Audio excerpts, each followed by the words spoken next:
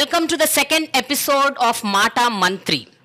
ఈ ఎపిసోడ్లో మనం మాట్లాడుకోబోతున్న అంశం సోషల్ జస్టిస్, సామాజిక న్యాయం. Weaving the threads of social justice is the theme of today's episode. 2019లో వైఎస్ఆర్సీపీ ప్రభుత్వం ఏర్పాటయ్యాక సామాజిక న్యాయం, సామాజిక సాధికారత ఎంతవరకు సాధించగలిగింది, వాళ్ళు తీసుకున్న ఇనిషియేటివ్స్లో ఎంతవరకు సమన్యాయం జరిగింది, ఈరోజు ఈ అంశం మీదే మనందరం మాట్లాడుకోబోతున్నాం. రాబోయే ఎన్నికల్లో వీళ్ళు తీసుకున్న ఇనిషియేటివ్స్ ఎంతవరకు ఎన్నికలను ఇంపాక్ట్ చేయబోతోంది, ఎఫెక్ట్ చేయబోతోంది, ఎలాంటి ఫలితాలను ఆశించబోతున్నారు వైఎస్ఆర్సీపీ శ్రేణులు. So I have with me on this special episode of Mata Mantri, weaving the threads of social justice, ministers of Andhra Pradesh government. One by one మనం వాళ్ళని పరిచయం చేసుకుందాము. I have with me Rajanna దొర గారు, Deputy Chief Minister and Minister of Tribal Welfare, and మెరుగు నాగార్జున గారు, Minister of Social Welfare, Amjad Pasha గారు, Minister of Minorities Welfare, Audimulapu Suresh garu, minister of municipal administration and urban development, Chelluboina Venu garu, minister of BC welfare, and finally last but not the least Karumuri Nageswara Rao garu, minister of civil supplies and consumer affairs. Welcome sir, welcome to this wonderful episode of Mata Mantri. నమస్తే అండి. నమస్తే మీ అందరికీ. Main ఇంటర్వ్యూకి వెళ్లే ముందు ఒక common question అందరినీ అడుగుదాం అనుకుంటున్నానండి. జనరల్గా ఒక సమాజంలో సామాజిక న్యాయం జరుగుతుంది, లేకపోతే ఒక సామాజిక సాధికారత వస్తుంది అంటే ఒక 4 ప్రధాన అంశాల్లో మనం నిజంగా సమాన న్యాయం చేయాలి. అది విద్య, వైద్యం, ఆరోగ్యం అండ్ అవకాశం, ఎంప్లాయ్మెంట్ ఆపర్చునిటీస్. సో ఈ 4 విషయాల్లో ఎంతవరకు ఎస్సీ, ఎస్టీ, బీసీ, మైనారిటీ కమ్యూనిటీస్కి చెందిన ప్రజలకు న్యాయం జరుగుతోంది? 2019 నుంచి తీసుకుంటే ఇప్పటి వరకు ఎలాంటి మార్పు మీరు నోటీస్ చేశారు? సార్, 1 by 1 వెళ్దాం సార్. మీరు ముందు మాట్లాడండి సార్. మా ప్రభుత్వం వచ్చాక ముఖ్యంగా గౌరవ ముఖ్యమంత్రి జగన్మోహన్ రెడ్డి గారు ముఖ్యమంత్రి పదవి చేపట్టిన తర్వాత గతంలో ఏమున్నదంతా మొత్తం ప్రక్షాళన చేయడం జరిగింది. విద్యను తీసుకునేటప్పుడు ఆయనకు మొట్టమొదటిగా మనం చెప్పుకునేది అమ్మఒడి పథకం. భారతదేశంలో ఎవ్వరు ఊహించని విధంగా, ఎవరు ఆలోచించని విధంగా ఒక అమ్మకి అవకాశం ఇచ్చి 15,000 రూపాయలు ఇచ్చి తన బిడ్డలను బడికి పంపించి, తమ బిడ్డలను స్కూలుకు పంపించి విద్య ద్వారా ఏదైనా సాధించవచ్చని మహాత్ముడు అంబేద్కర్ గారి ఆశయాన్ని మొదట నెరవేర్చారు. ఆయన విదేశీ విద్యను భారతదేశంలో ఏ రాష్ట్రం కానీ, ఏ ముఖ్యమంత్రి గారు కానీ ఒక దళితులకు, గిరిజనులకి నీవు విదేశాల్లో ఎక్కడ చదువుకుంటాననుకుంటే నీకు ₹1,00,00,000 ఇస్తాను, ₹1,50,00,000 ఇస్తానని ఎక్కడా లేదు భారతదేశంలో. మరి ఏ ముఖ్యమంత్రి గారు ఇస్తున్నారు? గిరిజనులకు ఇస్తున్నారు అవకాశం. బడులన్నీ కూడా మార్పులు చేశారు. ఒకప్పుడు నేను చదువుకున్న బడిలో నాకు అక్కడ చూస్తే, నేను మళ్ళీ చూస్తే సమూల మార్పు వచ్చింది. గిరిజనులు అంటే సాధారణ అందరికీ తెలుసు, కొండ కోణాల్లో నివసించేవాళ్ళు, అడవుల్లో నివసించేవాళ్ళు, భాష రాదు, వ్యాస రాదు, రెండూ తెలియదు అట్లేదు. అటువంటిది ఆ రోజు తెలుగుతో పాటు ఇంగ్లీషు విద్యను కూడా అందించి, ఇంగ్లీష్ భాషను కూడా ఈరోజు అమెరికా వెళ్ళే వాళ్ళు ఇంగ్లీషు విద్య చదువుకున్న మా విద్యార్థులు వెళ్ళారు. రేపు మార్చిలో కూడా అమెరికాలో మా గిరిజన విద్యార్థులకు ఆహ్వానిస్తున్నారు, రండి మీరు ఇన్విటేషన్ ఇచ్చున్నారు, మార్చిలో వెళ్ళబోతున్నారు మా గిరిజన విద్యార్థులు. అంటే అమెరికా వెళ్ళాలంటే ఇంగ్లీష్ కావాలి. ఆ ఇంగ్లీష్ విద్యను ఇచ్చారంటే అంత సమూల మార్పు తీసుకొచ్చి చూసిన గిరిజన ప్రాంతంలోని గౌరవ ముఖ్యమంత్రి గారు చెప్పింది ఒకటే, అంబేద్కర్ ఆశయాల ప్రకారం మీకు విద్యనే ఆస్తిగా ఇస్తున్నాను, ఈ ఆస్తి ఉంటే ఏ ఆస్తి అయినా సాధించుకోవచ్చు, ప్రపంచంలో ఏదైనా జయించవచ్చు, మీరు అజేయుడు కావాలి, మీరు విజయుడు కావాలి అంటే విద్య అవసరమని తీసుకొచ్చారు. వైద్యం గురించి చూసారు. గిరిజన ప్రాంతం ముఖ్యంగా వర్షాకాలం వస్తే వింత వింత జబ్బులు వస్తాయి, స్ట్రేంజ్ డిసీజెస్ అనమాట. అటువంటిది జరగకూడదు. గిరిజనులు కూడా మనుషులే. ఒక మానవత్వంతో అంబేద్కర్ ఆశయాలు తీసుకొని, ఒక మానవత్వంతో తీసుకొని పాడేరులో కూడా ఈరోజు వైద్య కళాశాల 500 కోట్ల రూపాయలతో నిర్మిస్తున్నారంటే ఒకసారి ఆలోచించారు. ప్రతి ఐటీడీఏ పరిధిలో కూడా super speciality hospital, area hospital, community hospital ఎక్కడికక్కడనమాట. ఈ విధంగా గతంలో ఎవరు ఆలోచించలేదు. చంద్రబాబు నాయుడు గారు కావచ్చు, అంతకుముందు పరిపాలించే వారు కానీ ఎవరు ఆలోచించలేదు. ఒక్క సాలూరు నియోజకవర్గం తీసుకున్నా అక్కడ 8 హాస్పిటల్ తయారవుతున్నాయి కొత్తగా. ఈరోజు ఏరియా హాస్పిటల్ నిర్మాణం జరుగుతుంది 17 కోట్ల రూపాయలతో. ఒకప్పుడు డాక్టర్ల కోరు, ఈరోజు 22 మంది డాక్టర్లతో పనిచేస్తున్నారు. అంటే ఒక నియోజకవర్గం గురించి నేను ఉదాహరణ చెప్తాను. అక్కడ ఉన్న చిన్నపిల్లలకు కూడా మనం చూస్తే రక్తం ఉండదు, అసలు అది ఎనీమియాతో బాధపడతారు. అటువంటి వాళ్ళకి మంచి పోషక విలువలు ఇస్తున్నారు. గర్భిణీ స్త్రీలు, గిరిజన స్త్రీలకు మంచి పోషక విలువలు ఇస్తున్నారు. బాలింతలకు పోషక విలువలు ఇస్తారు. ఆరోగ్యానికి ప్రాధాన్యత ఇస్తున్నారు అనమాట. అలాగే చదువుకున్న వాళ్ళకి కూడా ఉద్యోగాల్లోనైతేనే, ఉపాధిలో అయితేనే అవకాశాలు కలుగు చేస్తున్నారు గిరిజన ప్రాంతంలో. గతంలో లేవు. ఇవి ఉంటే ఎప్పుడో బాగుపడి ఉండేవాళ్ళం. అసలు ఇది గతంలో గిరిజనులకు ఏ విధంగా ఉప ముఖ్యమంత్రి పదవి గురించి నేను ఇప్పుడు చెప్పుకోవడం కాదు, మంత్రి పదవి గురించే మీరు ఆలోచించుంటారు. గత ప్రభుత్వంలో ఏం జరిగిందో, చంద్రబాబు నాయుడు ప్రభుత్వంలో మంత్రి పదవి ఇవ్వడానికే ఇది వచ్చింది.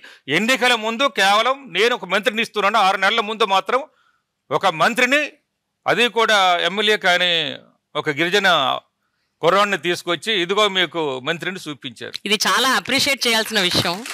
బికాస్ నాకు అంటే సారీ మళ్ళీ ఇంటర్ఫియర్ చేస్తున్నాను, కానీ అంటే ఎవరు ఊహిస్తారు సార్, ఎవరు అనుకుంటారు ఒక మారుమూల గిరిజన ప్రాంతంలోని ఒక వ్యక్తి చదువుకుని ఆ చదువు అవకాశం కల్పించి ఎమ్మెల్యే అయ్యి, మినిస్టర్ అయ్యి, డిప్యూటీ చీఫ్ మినిస్టర్ అవ్వడం అన్నది ఐ థింక్ ఎవరికో ఒకరికి డ్రీమ్ కూడా ఉండదు, కనీసం కళ కూడా కనరు.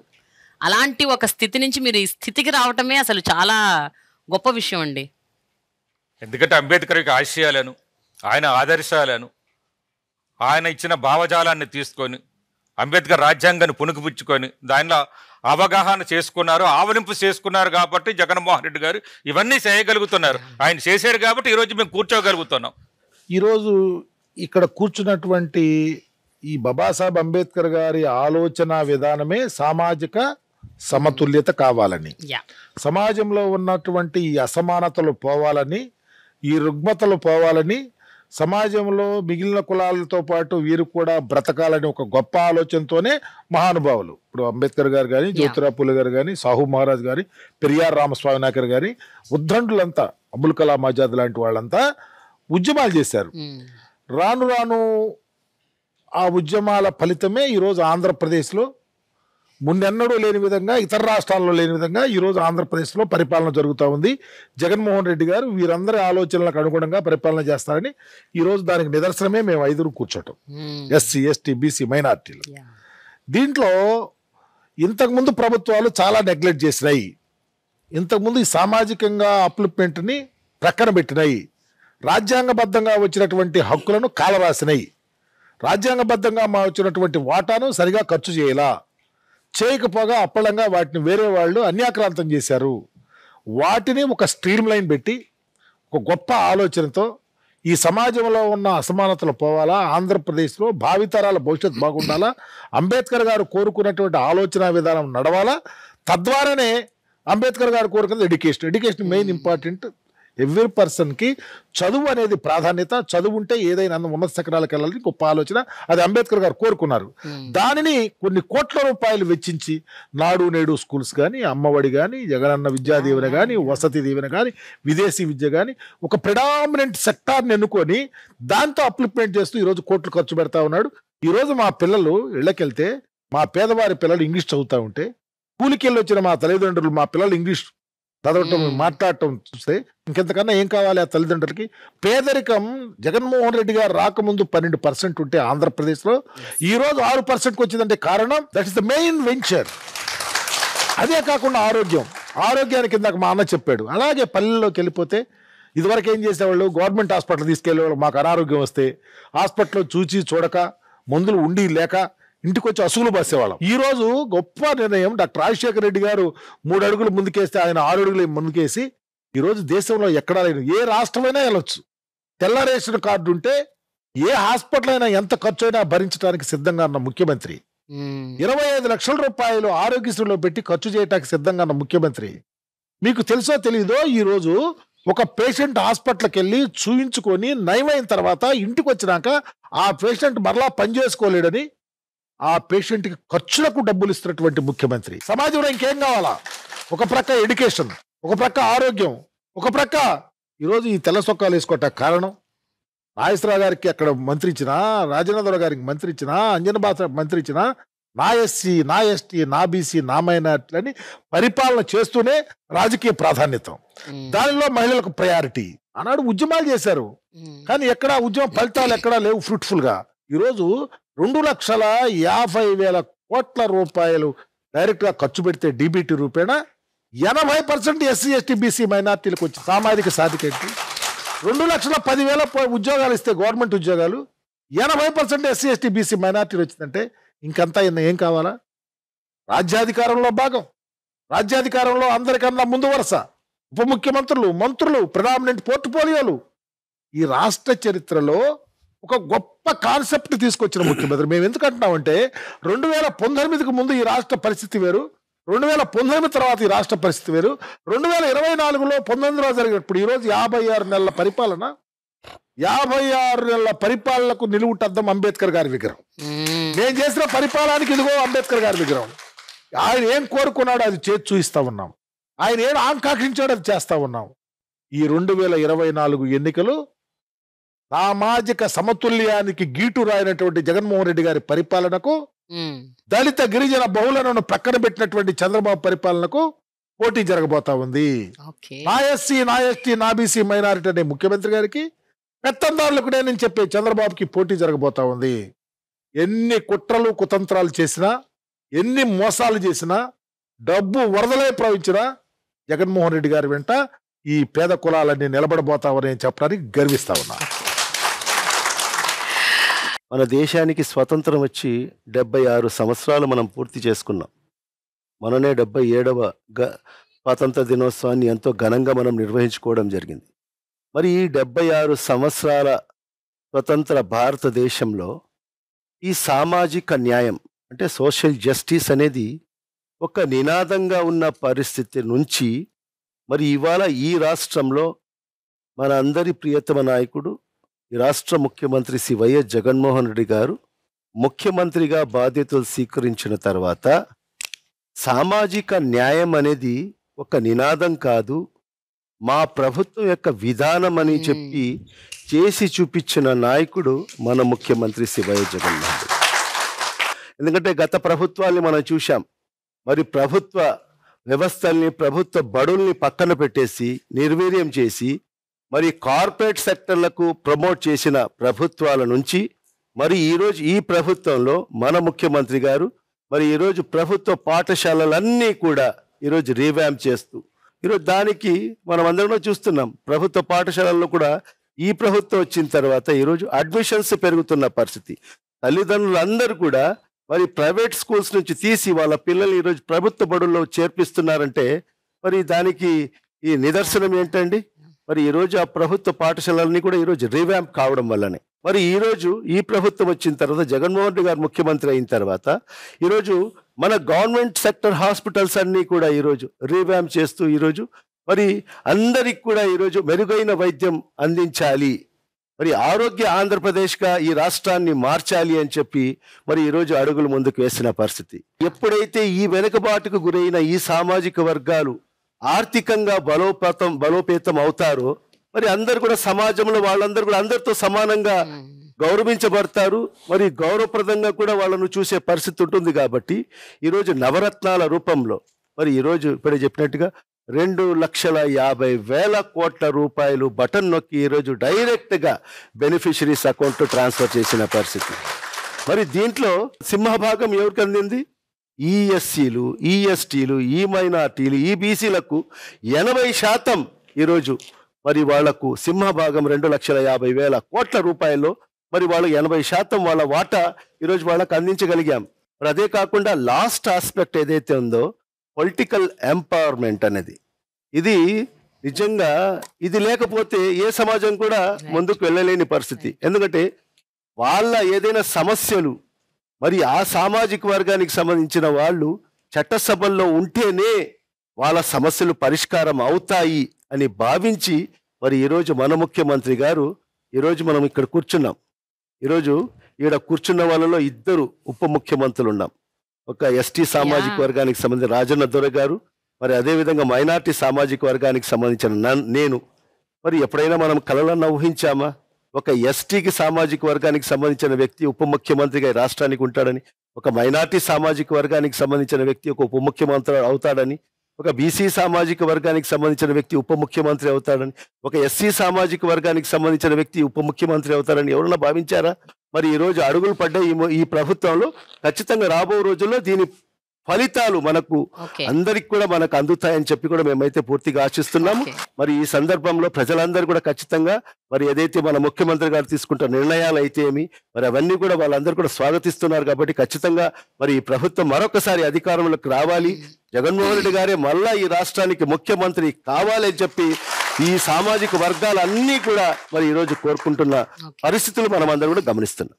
ప్రేమ గారు, సామాజిక న్యాయం, సామాజిక సాధికారత ఇవన్నీ రాజకీయ పార్టీలు గతంలో ఎన్నికలు వస్తున్నాయన్నప్పుడు చాలా చెప్తారు. ఈ పదాలు పదే పదే వాడుతూ ఉంటారు. ఈ బడుగు బలహీన వర్గాల వారు, దళిత వర్గాల వారిని కేవలం ఓటు బ్యాంకుగా మాత్రమే చూసే పరిస్థితి.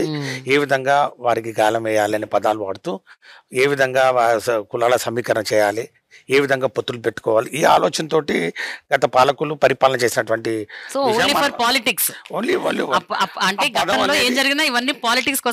అంతకుమించి ఒక నిబద్ధత, ఒక విశ్వసనీయతతోటి అవి అమలు చేయాలి, అమలు చేసి చూస్తేనే దాని ఫలాలు ప్రజలకు అందుతాయి. ముఖ్యంగా ఈ బడుగు బలహీన వర్గాల వారు, దళిత వర్గాల వారు, ఎస్సీ ఎస్టీ బీసీలు సమాజంలో ఆల్మోస్ట్ 5 కోట్ల పైజులకు ఉన్నటువంటి పాపులేషన్లో 70% వారు ఉన్నారు. కాబట్టి వారికి అందించాలని వారి యొక్క గుండె తడి తెలిసిన వ్యక్తి ఒక నాయకుడిగా రావాల్సినటువంటి పరిస్థితి ఉంది. అప్పుడే ఇవన్నీ అవుతాయి. అలాంటి నాయకుడు ఇప్పుడు వచ్చాడు.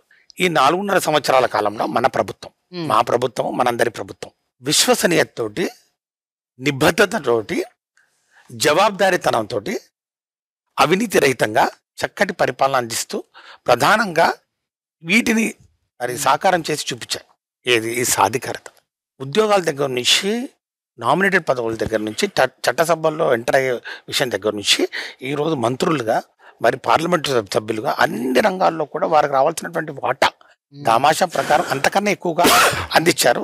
ఎన్ని కార్పొరేషన్ క్రియేట్ చేసిన ప్రతి కుల, అసలు బీసీల్లో ఎన్ని కులాలు ఉంటాయి ఎవరికైనా తెలుసా అంటే 130 పైచీలకు ఉపకులాలు ఉంటే వాటన్నిటిని జోడించి వారికి ఆర్థిక స్వావలంబన, సాధికారత కల్పించాలని 50 పైచీలకు కార్పొరేషన్లు ఏర్పాటు చేశారు. ఎస్సీలో ఉన్నటువంటి ప్రధానమైనటువంటి మాల, మాదిగ, రెల్లి కులాలకు వారికి ఆర్థికంగా వారికి వెసులుబాటు కల్పించాలంటే వారి సమస్యలు తెలిసినటువంటి వ్యక్తులు అక్కడ ఉంటే వారికి న్యాయం జరుగుతుంది.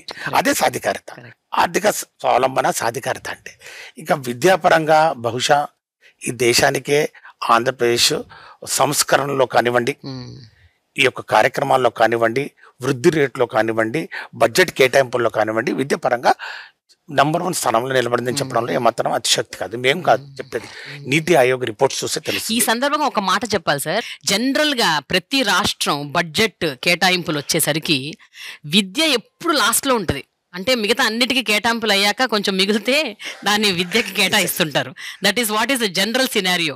కానీ ఇక్కడ కొంచెం డిఫరెంట్ ఉన్నట్టు. ఎందుకంటే గత పాలకులు ముఖ్యంగా ప్రాథమిక, మాధ్యమిక విద్యల్లో వాళ్ళకు 16 to 17 years ఉన్న వరకే వాళ్ళకు ఓట్లు లేవు కదండి. కాబట్టి ఓట్లు లేవు కాబట్టి వాళ్ళకి చేసిన ఉపయోగం లేదు కాబట్టి ఒక ఆలోచన. కానీ వాళ్ళ తల్లిదండ్రులు ఓట్లేస్తారు కదండి. అది మర్చిపోయారు వాళ్ళు, అది మర్చిపోయారు. కానీ జగనన్న యొక్క ఆలోచన విధానం ఏంటంటే పేదరికం విద్యకు అడ్డు కాకూడదు. ఇది ఫిలాసఫీ, మా ప్రభుత్వం యొక్క ఫిలాసఫీ. పేదరికం విద్యకు అడ్డు కాకూడదు. జగనన్న ఇంకొక 2 స్టెప్పులు ముందుకెళ్ళి ఈ విద్య మీద పెట్టే ఖర్చు అది భావి తరాల యొక్క భవిష్యత్తుకు పెట్టుబడి. రెండో అంశం, ముఖ్యంగా భవిష్యత్తు తరాలకు నేను ఇచ్చే ఆస్తి విద్య మాత్రమే అనే ఒక కాన్సెప్ట్. ఇది బేసిక్ కాన్సెప్ట్. ఇది సాధికారత కాదా అని చెప్పి నేను అడుగుతాను. ముఖ్యమంత్రి గారి ఒక చరిత్రాత్మకమైనటువంటి ఒక ఉపన్యాసం నిన్న బాబాసాహెబ్ బిఆర్ అంబేద్కర్ గారి మహాప్రతిమ ఆయన అమృతహస్తాల మీదుగా ప్రారంభిస్తున్న సమయంలో ఆయన ఇచ్చినటువంటి ఒక స్పీచ్ నిజంగా అందరికీ ఒక మోటివేషన్. ఎందుకంటే ఈ అంటరానితనం కోసం ఎవరైతే బాబాసాహెబ్ బిఆర్ అంబేద్కర్ గారు పోరాటం చేశారో ఈ రోజు కూడా కొన్ని పార్టీలు, ఈ యొక్క పెత్తందారులు వాళ్ళ యొక్క ఆలోచన విధానంలో అంటరానితనం ఉంది. అలాంటి అంటరానితనం ఆలోచనలతో ఈరోజు తెలుగు భాష మరి దాని యొక్క ప్రాధాన్యత తగ్గుతుంది, తెలుగు భాషను కాపాడాలని చెప్పి ఒక ఇంగ్లీష్ భాషకు వ్యతిరేకంగా, ఇంగ్లీష్ మీడియం స్కూల్స్ వ్యతిరేకంగా వీరు ఉద్యమం చేస్తూ ఉంటే నేను ఒకటే అడుగుతా ఉన్నాను, మరి తెలుగు భాష గురించి, తెలుగు భాష యొక్క ప్రశస్తాన్ని లేకపోతే ఒక దాని యొక్క గౌరవాన్ని కాపాడే బాధ్యత దళితులు, బడుగు బలహీన వర్గాల వారిదేనా? అగ్రవర్ణాల పిల్లలు అందరూ ఇంగ్లీష్ మీడియం స్కూల్స్, కాన్వెంట్స్, మరి కార్పొరేట్ స్కూల్లో చదవచ్చు. కానీ మరి ప్రభుత్వ పాఠశాలలో ఇంగ్లీష్ మీడియం చదువుతుంటే దానికి అడ్డంగా తగ్గుతూ ఉన్నారు కదా. కాబట్టి విద్యాపరంగా ఈరోజు రాష్ట్ర ప్రజలందరూ కూడా చాలా సంతోషంగా ఉన్నారు. వైద్యపరంగా కూడా సాధికారత అంటే ఏంటంటే ఈ డోర్ స్టెప్స్కు వైద్యం అందించడం జరుగుతూ ఉంది. ఈరోజు ఫ్యామిలీ డాక్టర్ కాన్సెప్ట్ బహుశా దేశంలో ఎక్కడా లేదు. ఫ్యామిలీ డాక్టర్ మనం కానీ ఫ్యామిలీ డాక్టర్ ఉండాలంటే ఉన్నత వర్గాల వారు, వాళ్ళ ఇంట్లో ఎవరికి ఏ జబ్బు వస్తుంది, ఎవరికి ఏది హెరిడిటరీ ప్రాబ్లమ్స్ ఏమున్నాయి, లేకపోతే వాళ్ళ ఇంట్లో ఏది తరచుగా వచ్చే వ్యాధులు ఏంటి, ఇవన్నీ ఒక ఫ్యామిలీ డాక్టర్ పెట్టుకుంటారు. ఒక పెద్ద ఒక గొప్ప వాళ్ళకి వచ్చినటువంటి కాన్సెప్ట్ వాళ్ళకున్న ఒక వ్యవస్థ అది. ఆ ఫ్యామిలీ డాక్టర్ని ఈరోజు ప్రతి ఒక్కరికి ఎందుకంటే అందిస్తూ ఉన్నారు. ఎందుకంటే ప్రాణం విలువ ఎవరిదైనా ఒకటే, పేదవాడి ప్రాణమైనా ధనికుడైనా కానీ అంబానీ గారికైనా ఎవరిదైనా కానీ ప్రాణం విలువ ఒకటే, అది విలువ కట్టలేంది. కాబట్టి ఆ ప్రాణం విలువ తెలిసిన వ్యక్తిగా దివంగత నేత రాజశేఖర రెడ్డి గారు డాక్టర్గా ఆయన ప్రవేశపెట్టినటువంటి పథకాలన్నీ ముందుకు తీసుకొస్తూ ఈరోజు అందరికీ అందుబాటులోకి ఈ యొక్క వైద్యాన్ని అందించడం జరిగింది. ఉదాహరణకు మారుమూల మరి ప్రాంతమైనటువంటి పశ్చిమ ప్రకాశం, అక్కడ చెంచులు ఎక్కువ ఉంటారు. ఆ ప్రాంతాల్లో ఒక మల్టీ స్పెషాలిటీ హాస్పిటల్ నిర్మించడం జరిగింది. ఆ ప్రాంతంలో డాక్టర్ల కొరత ఉంది, డాక్టర్లు రారు. మరి డాక్టర్లు ఎవరు వచ్చిన అక్కడ డాక్టర్లు రారు. మరి ఎట్లా వాళ్ళని ఏదో ఇన్సెంటివ్స్ ఇచ్చినా కూడా డాక్టర్లను తయారు చేసే మెడికల్ కాలేజీ పశ్చిమ ప్రకాశానికి శాంక్షన్ చేశారంటే ఎంత జాగ్రత్తగా ఆయన ఆలోచన చేశారో ఒకసారి గమనించి. ఇక అవకాశాలు మీరు చూశారు. ఈరోజు సచివాలయ వ్యవస్థ కానివ్వండి, తర్వాత వాలంటరీ వ్యవస్థ కానివ్వండి, ఒక కొత్త వ్యవస్థ తీసుకురావడం జరిగింది. ఆ ఎన్నికల మేనిఫెస్టో ఈరోజు వైఎస్ఆర్ కాంగ్రెస్ పార్టీ ప్రభుత్వం దానికి ఎంతో శాంక్టిటీ ఇచ్చింది. అంటే అది ఎంతో ఇట్స్ సీక్రెట్ డాక్యుమెంట్. అంటే ఒక బైబిల్ కానీ, ఒక ఖురాన్ కానివ్వండి, లేకపోతే ఒక భగవద్గీత లాగా సీక్రెట్ డాక్యుమెంట్ ఇది. అంటే ఇవన్నీ మేము కమిట్మెంట్ పెద్దలకు ఇచ్చాం, దాన్ని నెరవేర్చాలని చెప్పి ఈరోజు 99% అన్నీ కూడా అమలు చేసి వారికి అందిస్తున్న పరిస్థితుల్లో ఈరోజు అందించాం. అందుకే ఈరోజు అంత విశ్వసనీయత. బాబాసాహెబ్ బిఆర్ అంబేద్కర్ గారు ఒక దళితులకే కాదు, ఈ జాతి సంపద ఇలాంటి నాయకులు అని చెప్పేసి బాబాసాహెబ్ బిఆర్ అంబేద్కర్ గారిని మరి ఈరోజు మా అందరం కూడా తలెత్తుకునే విధంగా ఆయన యొక్క విగ్రహావిష్కరణాన్ని ఈరోజు ఇక్కడ జరిపించడం ద్వారా ఈ యొక్క రాష్ట్ర ప్రభుత్వం యొక్క ఆలోచన విధానాన్ని, భావజాలాన్ని చాలా స్పష్టంగా ఈ రాష్ట్ర ప్రజలు అర్థం చేసుకున్నారని చెప్పి నేను భావిస్తూ ఈ 4 సంవత్సరాల కాలంలో ఒక విశ్వసనీయత, ఒక నమ్మకానికి ఈరోజు కేర్ ఆఫ్ అడ్రస్గా జగన్మోహన్ రెడ్డి గారు నిలిచారని చెప్పడంలో ఏమాత్రం అతిశయోక్తి కాదు. రాబోయే రోజుల్లో కూడా ఆయననే ఉంటే మా పిల్లలు మా తలరాతలు మారుతాయని చెప్పి అందరూ ఎదురు చూస్తారు. ఓకే సార్, వేణుగారు, గవర్నమెంట్ ఇనిషియేటివ్స్లోనే మీరు చొరవ తీసుకొని మీరు ఈ విద్య, వైద్యం, ఆరోగ్యం అండ్ అవకాశాల విషయంలో మీరు తీసుకున్న ఒక స్పెషల్ ఇనిషియేటివ్స్ ఏంటంటే ఏం చెప్తారు? ఈ అసమానతలు తొలగాలంటే ఏ విధమైనటువంటి పాలన సాగాలి, సాగించే వారు వచ్చిన రోజు దీనికి వచ్చేటువంటి పరిమళం అంటే సుగంధం ఎంత గొప్పగా ఉంటుంది అని ఆనాడు బాబాసాహెబ్ అంబేద్కర్ గారు ఆలోచించారో ఆ పరిమళం ఈరోజు ముఖ్యమంత్రిగా జగన్మోహన్ రెడ్డి గారు ఈ ఆంధ్రప్రదేశ్ రాష్ట్రానికే కాదు భారతదేశానికి పంచబోతున్నాడు అంటానికి సాక్షిభూతమే ఆయన యొక్క విగ్రహావిష్కరణ అనేటువంటిది నాకున్నటువంటి నమ్మకం. ఈ దేశంలో కేంద్రం నుంచి 1 లక్ష రూపాయలు మనం గ్రామానికి పంపిస్తే 15 రూపాయలే చేరుతుంది. భారతదేశం గ్రామీణ భారతంలో ఈ అభివృద్ధి జరగలేదనంటే కారణం ఏమిటి అన్నప్పుడు నిస్సహాయతను వ్యక్తం చేసినటువంటి రాజీవ్ గాంధీకి డీబీటీ అని ఒక వరం ఇచ్చి, డీబీటీ డైరెక్ట్ బెనిఫిషరీ ట్రాన్స్ఫర్ అనేటువంటి ఒక గొప్ప మహత్తరమైన ఆలోచన చేసి బాబాసాహెబ్కి నిజమైన నివాళులర్పించాడు ఈరోజు జగన్మోహన్ రెడ్డి గారని చెప్పడానికి నేను గర్వపడుతూ ఉన్నాను. మీరు ఇప్పుడు నన్ను ఒక ప్రశ్న వేశారు, బీసీ సంక్షేమ మంత్రిగా మీరు పొందిన అనుభూతి ఏమిటి అని. నేను చాలా గర్వపడతా ఉన్నాను. ధనవంతులకు భూమి ఉంది, ధనవంతులకు ధనం ఉంది, ధనవంతులకు విద్య పట్ల అవగాహన ఉంది. వారి బిడ్డలను తీసుకెళ్లి పట్టణాల్లో ఇంజనీర్లు, డాక్టర్లు లేకపోతే చదివించుకున్నారు. ఈ పేదవాడికి ఉంది ఆశ, ఈ పేద తల్లికి ఉంది ఆశ, ఈ పేద తండ్రికి ఉంది ఆశ. అది తీరకపోవడానికి కారణం డబ్బు. వాడికి తండ్రిని అవుతాను, తల్లిని అవుతానని చెప్పినటువంటి నాయకుడు స్వర్గీయ రాజశేఖర రెడ్డి గారు. ఆయన ప్రారంభించినటువంటి ఫీజు రియంబర్స్మెంట్ ద్వారా, పూర్తి ఫీజు చెల్లించడం ద్వారా ఇంజనీర్లు అయ్యారు, డాక్టర్లు అయ్యారు, విదేశాలకు వెళ్ళగలిగారు. చంద్రబాబు నాయుడు 14లో అధికారంలోకి వస్తే ఆ ఫీజు రియంబర్స్మెంట్ 35,000కి స్లాబ్ చేసేసాడు. ఆ కులపోళ్ల కాలేజీలు ఏవైతే ఉన్నాయో, శ్రీ చైతన్య, నారాయణ, ఇటువంటి కాలేజీలు ఫీజులు ఇష్టానుసారంగా పెంచేస్తే ఈ పేదవాడు మళ్ళీ పెద్దవాడి దగ్గర, పెత్తందారి దగ్గర బానిసగా మార్చేసినటువంటి పరిస్థితులు ఉన్నాయి.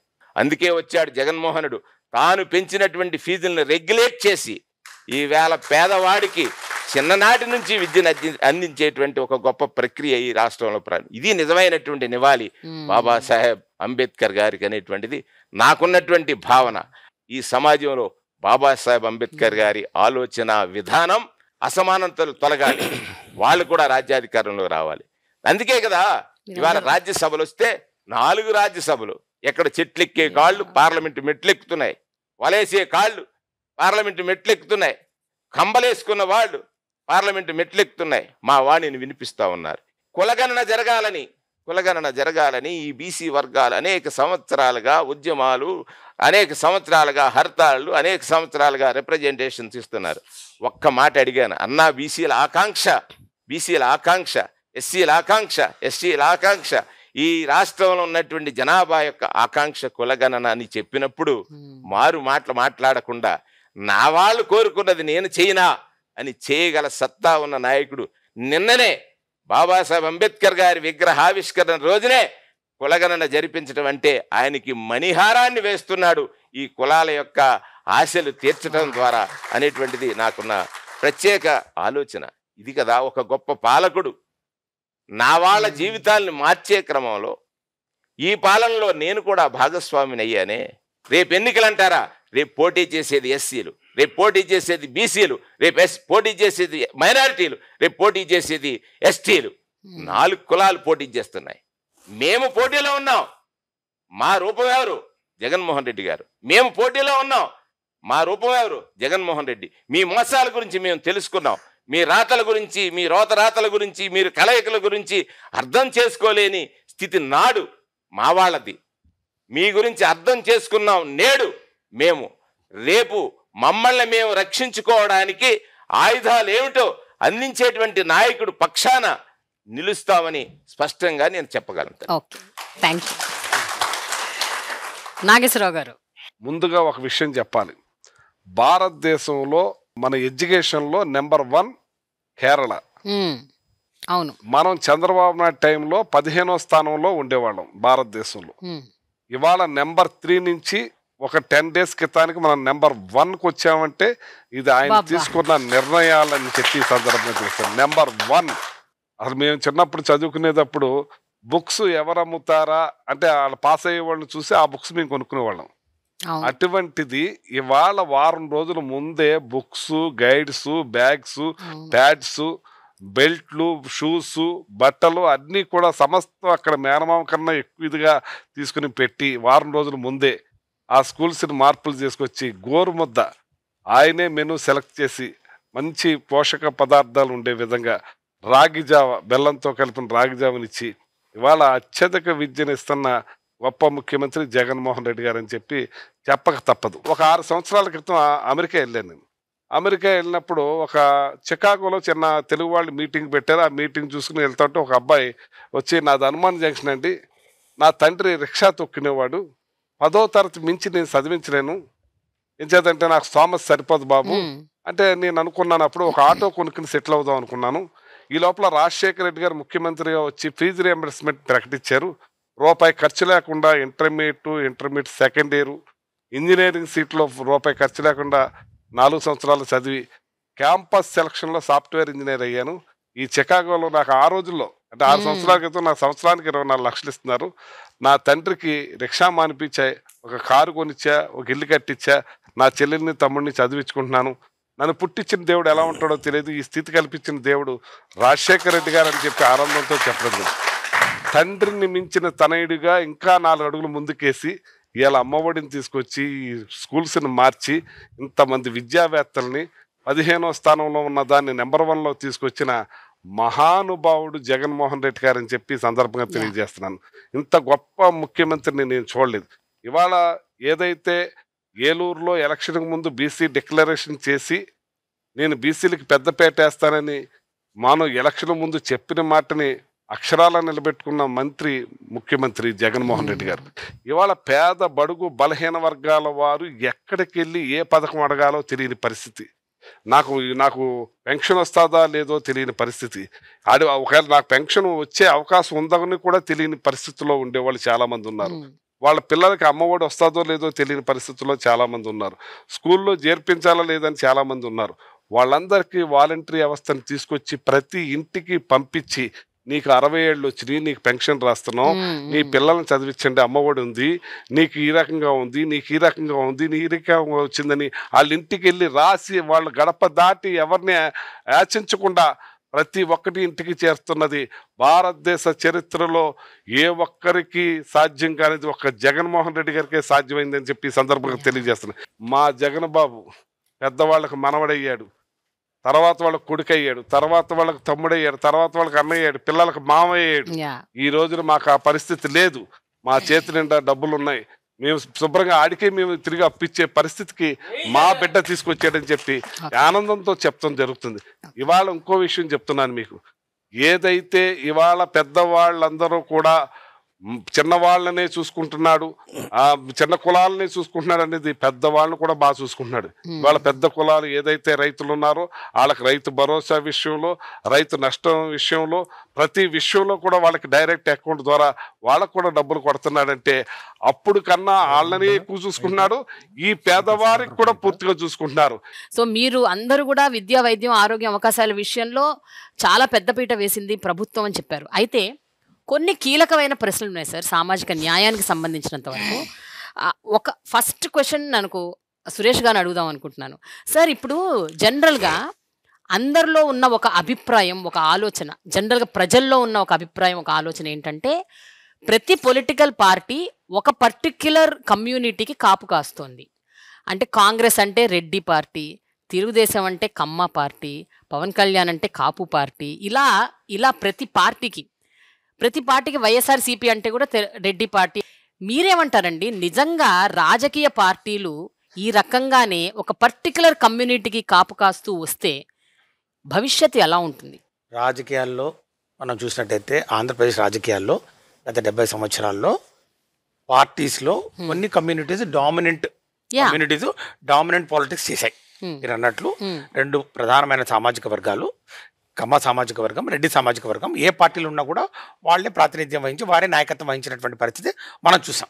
దాని తర్వాత కాపులకు కూడా రాజ్యాధికారం వైపు వారు ఖచ్చితంగా మాకు కూడా ఒక గుర్తింపు ఉండాలి అనే ఒక ఆలోచనతోటి కాపు సామాజిక వర్గం నుంచి కూడా ఆ రాజ్యాధికారం వైపు అడుగులు వేసే దిశలో రాజకీయాల్లో వారి యొక్క ప్రాముఖ్యత మరియు వారి యొక్క గుర్తింపు ఉండాలనే ఒక ఆలోచన కూడా వారికి కూడా వచ్చిన పరిస్థితుల్లో ఆ దిశలో కూడా కొన్ని అడుగులు పడ్డాయి. కానీ అవి ముందుకు వెళ్ళలేకపోయిన విషయం కూడా మనందరం చూసాం. ఇది ప్రజారాజ్యం పార్టీ కానివ్వండి, లేకపోతే జనసేన పార్టీ కానివ్వండి, ఇంకో పార్టీ కానివ్వండి. సో ఇప్పుడు ఈ ప్రధానంగా ఈ 3 కమ్యూనిటీస్ డామినెంట్గా పాలిటిక్స్లో వస్తూ ఉన్నాయి. మీరన్నట్టుగా వైఎస్ఆర్ కాంగ్రెస్ పార్టీ, ఎందుకంటే మా నాయకుడు ఆ కమ్యూనిటీకి ప్రాతినిధ్యం వహిస్తున్నారు కాబట్టి ఖచ్చితంగా వాళ్ళ ఇన్ఫ్లుయెన్స్ ఉంటుందనే ఒక ఆలోచన ప్రతి ఒక్కరు చేస్తారు. వాస్తవాలు చూడాలి. వాస్తవాలంటే సామాజిక వర్గం నుంచి ఎంతమంది గెలిచారు, ఎంతమంది అభ్యర్థులు వేరే కులాలకు చెందిన వాళ్ళు ఉన్నారు, ఎంతమంది గెలిచారు, ఎంతమంది మంత్రి పదవిలో ఉన్నారు, డిఫరెంట్ కులాల వాళ్ళు అన్నది ఒక క్లారిటీ ఇస్తే జనాలకు కూడా అర్థమవుతుంది కదా. ముఖ్యమంత్రి గారి ఆలోచన విధానం ఏంటంటే సమాజంలో, సొసైటీలో 70% ఈ బీసీ, ఎస్సీ, ఎస్టీ మైనార్టీలు ఉన్నారు కాబట్టి సింహభాగం, ఇందాక డిప్యూటీ సీఎం గారు వాడిన పదం సింహభాగం వారు ఉన్నారు కాబట్టి అవకాశాలు కూడా అదే ప్రాతినిధ్యంలో రావాలి. గతంలో అట్లా జరగలేదు. గతంలో ఏ కమ్యూనిటీ ఉంటే అక్కడ దీనికి భిన్నంగా ఎవరైనా కానీ సమీకరణాలు చేయాలంటే, కూర్పు చేయాలంటే చాలా ధైర్యం కావాలి. 50 పైచిలుకు సీట్లు రెడ్డి సామాజిక వర్గం నుంచి గెలిచినటువంటి వాస్తవాలు మనం చూస్తాం. ప్రాతినిధ్యం వస్తే ఎన్ని విషయాలు ఇచ్చారంటే వాళ్ళు చెప్పండి. ఉదాహరణకు నాదే తీసుకోండి. కేబినెట్ విషయానికి వద్దాం. జగన్మోహన్ రెడ్డి గారి కేబినెట్ లో 26 మందిలో పట్టుమని 4 కూడా లేరండి ఎస్సీ సామాజిక వర్గానికి. నాదే తీసుకోండి ఉదాహరణ. ప్రకాశం జిల్లాలో senior most MLA, senior most మంత్రి బాలినేని శ్రీనివాసరెడ్డి గారు 6 సార్లు గెలిచారు. నేను 3 సార్లు గెలిచాను. నాకన్నా అన్నింటిలో సీనియర్. తర్వాత ఆయనకు ఎక్స్పీరియన్స్ వైజ్ కూడా ఆయనకు ప్రాతినిధ్యం ఇవ్వాలి. కానీ జగన్మోహన్ రెడ్డి గారి పిలుపు మేరకు బడుగు బలహీన వర్గాల వారికి, దళిత వర్గాలకి అవకాశాలు ఇవ్వాలి. మీరు అగ్రవర్ణాలు, ఇది మన పార్టీ కాబట్టి మనం అవకాశాలు ఇవ్వాలి. మనం 2 అడుగులు వెనక్కి తగ్గాలి. 2 అడుగులు వెనక్కి వేస్తే వాళ్ళు 2 అడుగులు ముందుకేస్తారని చెప్పి చేసి చూపించిన వ్యక్తి నాతో కాదు, నేను జగన్మోహన్ రెడ్డి గారు ఈరోజు అని చెప్పి నేను చెప్తాను. కులం అని చెప్పి వాళ్ళు ఎన్ని మరి రంగు పులిమినా కూడా, ఎన్ని విమర్శలు చేసినా కూడా వాస్తవాలు మేము చూసినట్టయితే ఈరోజు మేము రాజ్యసభ కూడా రేపు మరి ఒక దళితుని ప్రాతినిధ్యానికి కూడా ఈరోజు అడుగులు పడుతున్నాయని చెప్పడంలో నిజంగా మేమందరం గర్వపడుతున్నాం. అది జగన్మోహన్ రెడ్డి గారికి ఉన్నటువంటి దమ్ము, ధైర్యం. నాగార్జున గారు మీరు చెప్పండి, జనరల్గా అంటే మనకి కొన్ని నియోజకవర్గాలు, ఇది ఎస్సీ నియోజకవర్గం, ఇది బీసీ నియోజకవర్గం, ఇది జనరల్ కేటగిరీ ఇలా చెప్తూ ఉంటారు. సరే, ఎప్పుడైతే ఒక ఎస్సీ కమ్యూనిటీకి చెందిన ఒక వ్యక్తి ఒక జనరల్ కేటగిరీ నుంచి పోటీ చేస్తారో అప్పుడే నిజమైన సాధికారత అని నేను అనుకుంటాను. మీరేమనుకుంటారు? 2024 ఎలక్షన్స్లో అలాంటి నిర్ణయాలు ఏమైనా తీసుకోగలుగుతారు? It is a revolutionary decision. అది అంటే ఇప్పటివరకు మీరు అన్నారు జగన్మోహన్ రెడ్డి గారు ఎన్నో విప్లవాత్మకమైన నిర్ణయాలు తీసుకున్నారని. ఇలాంటి నిర్ణయం కూడా ఏమన్నా జరిగే అవకాశం ఉంటుందా? సమాజంలో ఉన్నటువంటి కులాల యొక్క ప్రాధాన్యతను పెంచాలనే ఆలోచన, వారికి అవకాశాలు కల్పించాలనే ఒక భావన ప్రభుత్వాలకు రావాలి, నాయకులకు రావాలి. ఈరోజు ఆంధ్రప్రదేశ్ రాజకీయాల్లో 2024 ఎన్నికలకు వచ్చేటప్పటికి మీరు చూస్తారు ఖచ్చితంగా ఎవరు ఇంతకాలం నుంచి ఆ ప్రాంతంలో పోటీ చేశారు, ఇప్పుడు ఎవరు పోటీ చేయబోతా ఉన్నారు, ఏ నియోజకవర్గాల్లో పెను మార్పులు ఎలా వస్తూ ఉన్నాయి, అటన్నిటినీ బేరీజ్ వేసుకునే రాజకీయాలు నడుస్తూ ఉన్నాయి. మా నాయకుడు మొదటి నుంచి పేద కులాల యొక్క స్థితిగతులు మార్చాలనే ఆ తప్పనే అంబేద్కర్ గారి భావజాలమే. ఆ కోణంలోనే ఎక్కడ ఎస్సీలకు, బీసీలకు, మైనారిటీలకు ప్రాధాన్యత ఇవ్వాలో ఈరోజు రేపు ఎన్నికలు రాబోతా ఉన్నాయి. ఈరోజు మా సమన్వయకర్తలుగా చాలా చోట్ల పెట్టారు. ఇప్పటికే మైనారిటీస్ని ఓవర్హెల్మింగ్గా పెంచారు, బీసీలను పెంచారు. అనాదిగా ఉద్దండులు పోటీ చేసిన ప్రాంతంలో కూడా బీసీలకు ప్రయారిటీ ఇస్తా ఉన్నారు. అప్లిప్మెంట్ ఆయన ఆలోచన అది. ఈరోజు ఇంతమందికి మంత్రులు ఇచ్చారంటే ఆ మంత్రుల్లో కూడా ప్రెడామినెంట్ పోర్ట్ఫోలియోలు ఇచ్చారంటే ఇదివరకు ఎప్పుడు ఇవ్వాల. ఎస్సీలకు 1-2 ఇచ్చేవాళ్ళమ్మా, సోషల్ వెల్ఫేరు, ట్రైబల్ వెల్ఫేరు, అవి కూడా సగం కట్ చేసి వాళ్ళ సంబంధం. ఈరోజు బ్రహ్మాండం వంటి పోర్ట్ఫోలియోలు, ఎడ్యుకేషన్, హోమ్, ప్రతి అక్షరాన్ని మిళితం చేసుకుని పరిపాలన జరుగుతూ ఉంది. కాబట్టి మార్పు తథ్యం అనేది గమనించాలా. సో అలాగే మీరు అనుకున్నటువంటి ఉన్నారా మీరు? అంటే ఇలాంటి ఒక మార్పు కూడా వస్తుంది భవిష్యత్తు వచ్చింది, ఇప్పటికే చేసి చూపిస్తా ఉన్నాడు, చేయబోతా ఉన్నాడు. ఇంకా మెరికల్స్ జరగబోతా ఉన్నాయి ఆంధ్రప్రదేశ్లో. ఎక్కడ బాబాసాహెబ్ ఆలోచన విధానం మేము నిన్నటి నుంచి ఈ రాష్ట్రంలో ఏం జరుగుతూ ఉందో చాలా మార్పులు కూడా చోటు చేసుకున్నాయి. ఆంధ్రప్రదేశ్లో జగన్మోహన్ రెడ్డి గారు ఏదైనా చేయగల సమర్థుడు. ఈ పేదల యొక్క నా ఎస్సీ, నా ఎస్టీ, నా బీసీ అని చెప్పి పరిపాలన చేస్తున్న ముఖ్యమంత్రి. ధైర్యంగా ఎవరు చెప్పలేరుగా. ఎవరైనా చెప్పారా?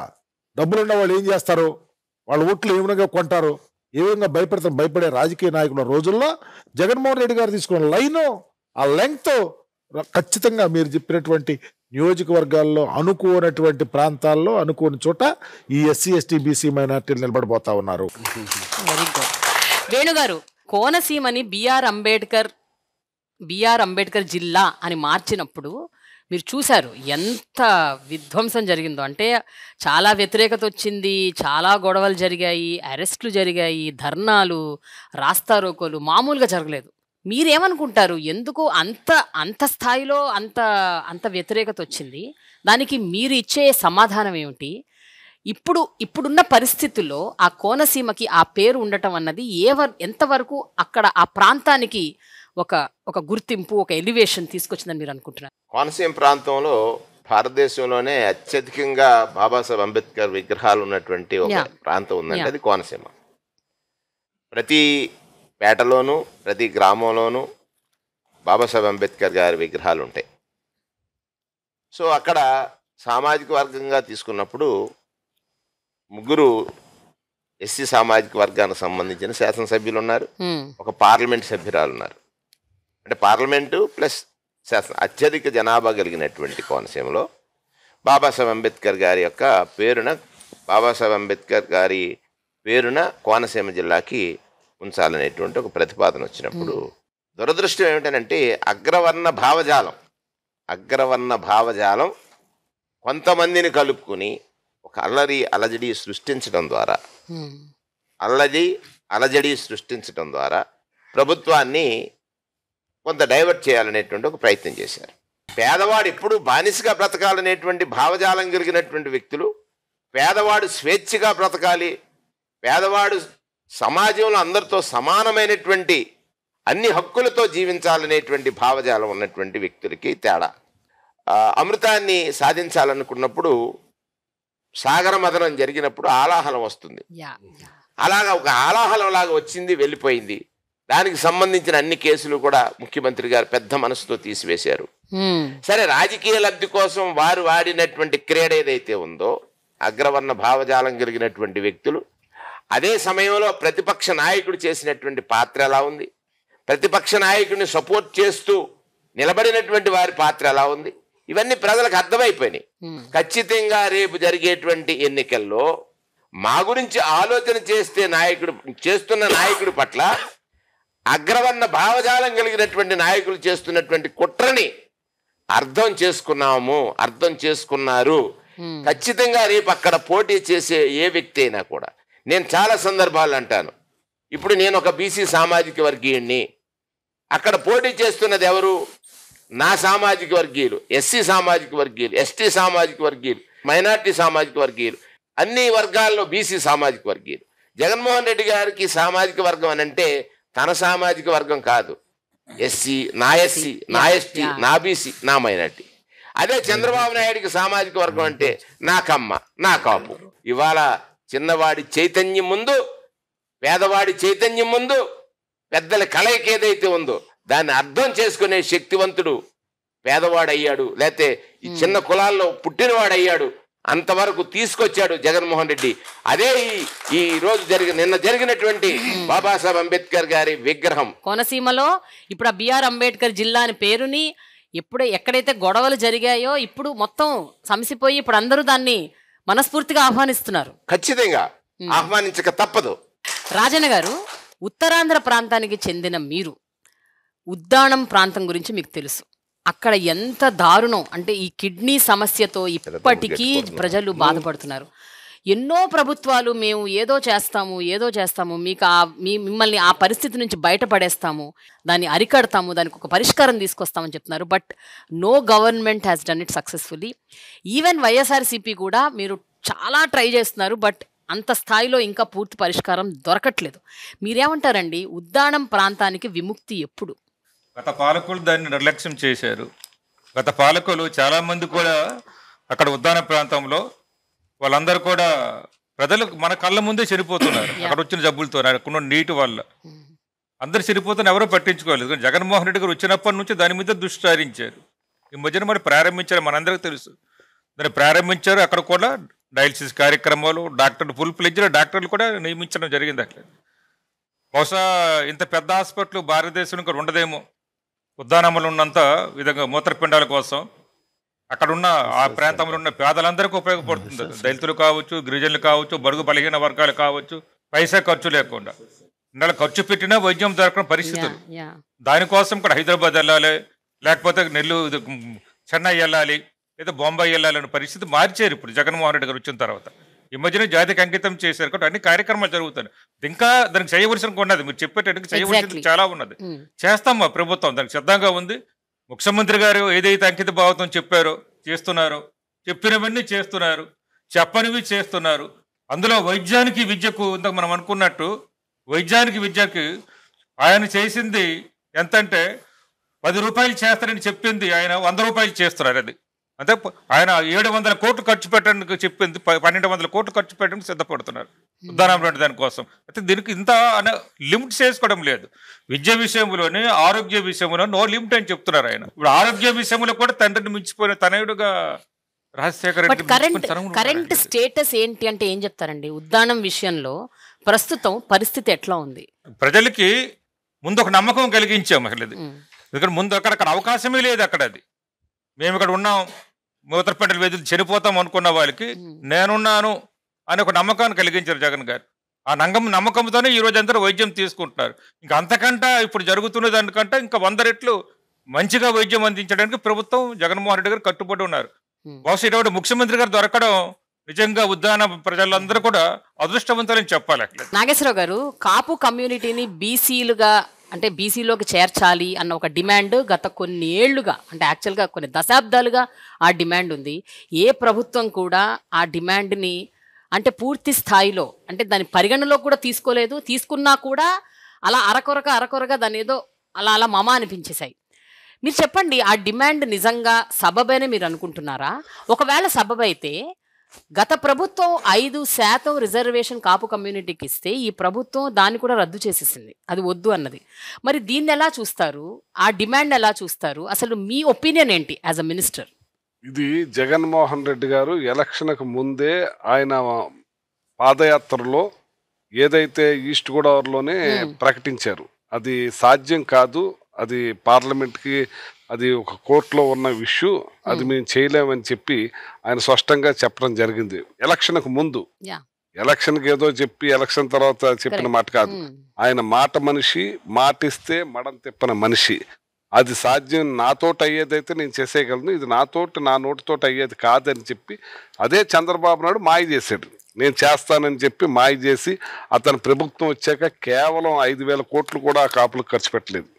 కానీ జగన్మోహన్ రెడ్డి గారు అది చెప్పి తర్వాత వచ్చిన తర్వాత కాపు కార్పొరేషన్ పెట్టి ఏదైతే కాపుల్లో ఉన్న పేదవారికి కూడా మరి పెన్షన్లన్నీ కల్పించి వేలాది కోట్లు ఖర్చు పెట్టి ఇవాళ వాళ్ళకు కూడా అన్ని పథకాలు అందేలా చేసి పేదవారిలో అందరికీ కూడా పెద్ద పేటేసింది జగన్మోహన్ రెడ్డి గారు.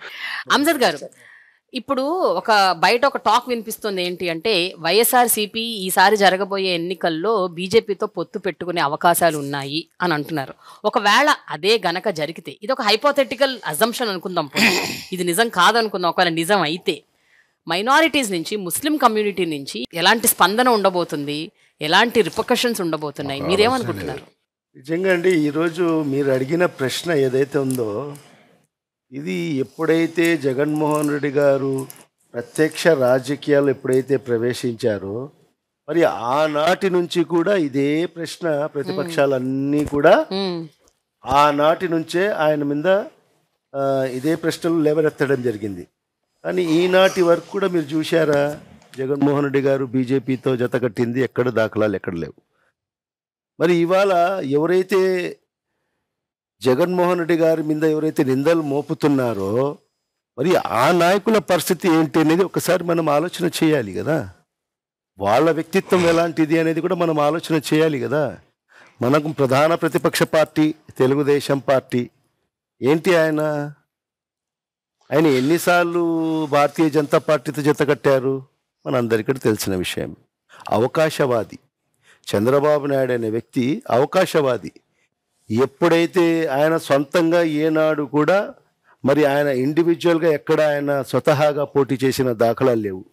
ప్రతి సందర్భంలో కూడా మరి ఏదో ఒక రాజకీయ పార్టీలతో పొత్తులు కలుపుకొనే మరి రాజకీయ ఎన్నికల్లో పోటీ చేసిన పరిస్థితి.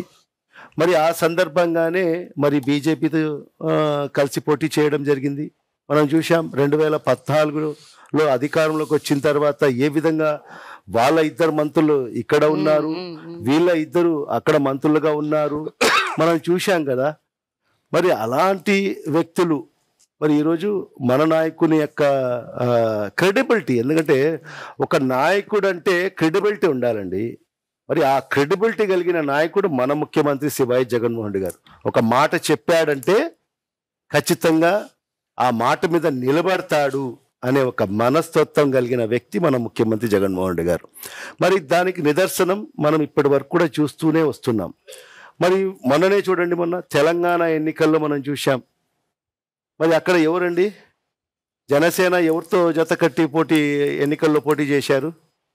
భారతీయ జనతా పార్టీతో జత కట్టి అక్కడ పోటీ చేశారు. మరి ఇక్కడ ఆంధ్ర రాష్ట్రంలో అదే జనసేన తెలుగుదేశం పార్టీతో జత కడుతుంది. అంటే ఇండైరెక్ట్గానో డైరెక్ట్గానో మరి తెలుగుదేశం పార్టీ ఖచ్చితంగా బీజేపీతో కలిసి ఉంది.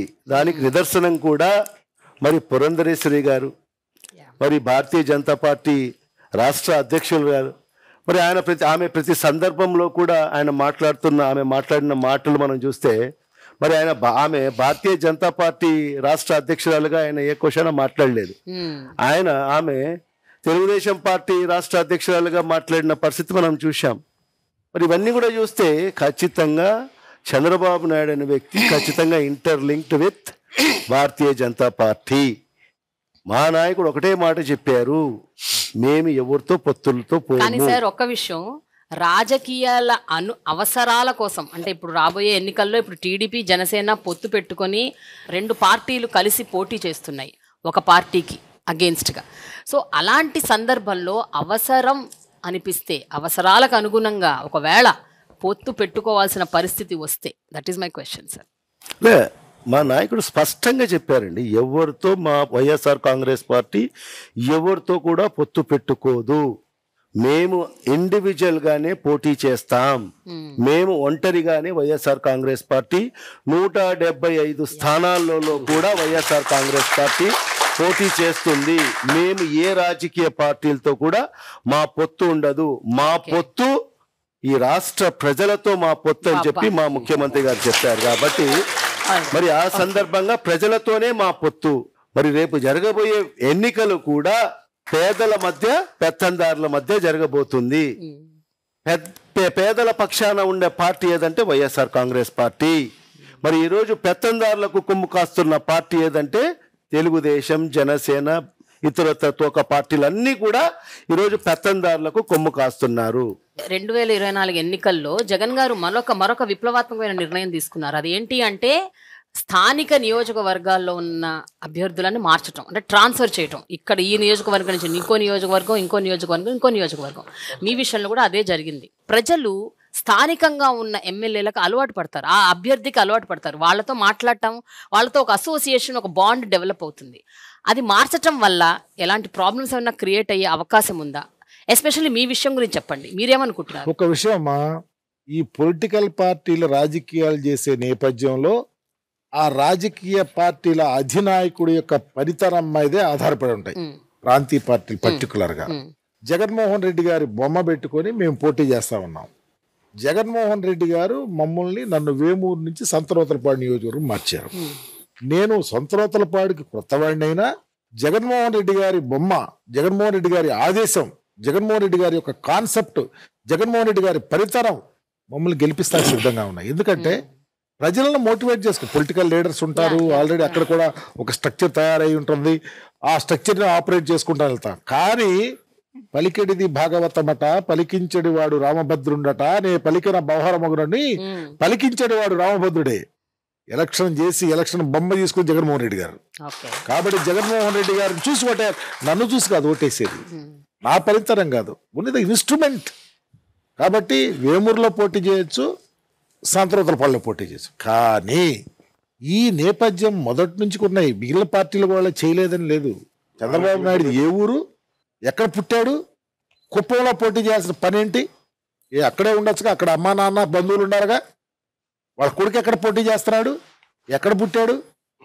మంగళగిరిలో పోటీ చేస్తున్నాడు. ఎస్సీ బీసీలు ఉన్నటువంటి ప్రెడామినెంట్ ప్లేసెస్లో నువ్వు పోటీ చేస్తావు. జగన్మోహన్ రెడ్డి గారు ఎస్సీలు మారుస్తున్నాడు, ఎందుకు మార్చకూడదు అంటున్నావు? మా పొలిటికల్ నేపథ్యంలో మా ముఖ్యమంత్రి గారి యొక్క భరోసా, ధైర్యము, దమ్ము ఉన్నటువంటి నాయకుడు ఎక్కడైనా నా వాళ్ళకి గెలిపించుకొని పంపిస్తా ఉన్నాడు. ఇతను పోయిన ఎలక్షన్లో ఏం చేశాడు తెలుసా? ఎక్కడో ఆయన వనిత అన్న అమ్మాయిని తీసుకొచ్చేసి కొవ్వూరులో పోటీ చేయించాడు. కొవ్వూరులో పోటీ చేసి తిరువూరులో పోటీ చేయించాడు. ఆడ బామ్మరిది ఎక్కడున్నాడు?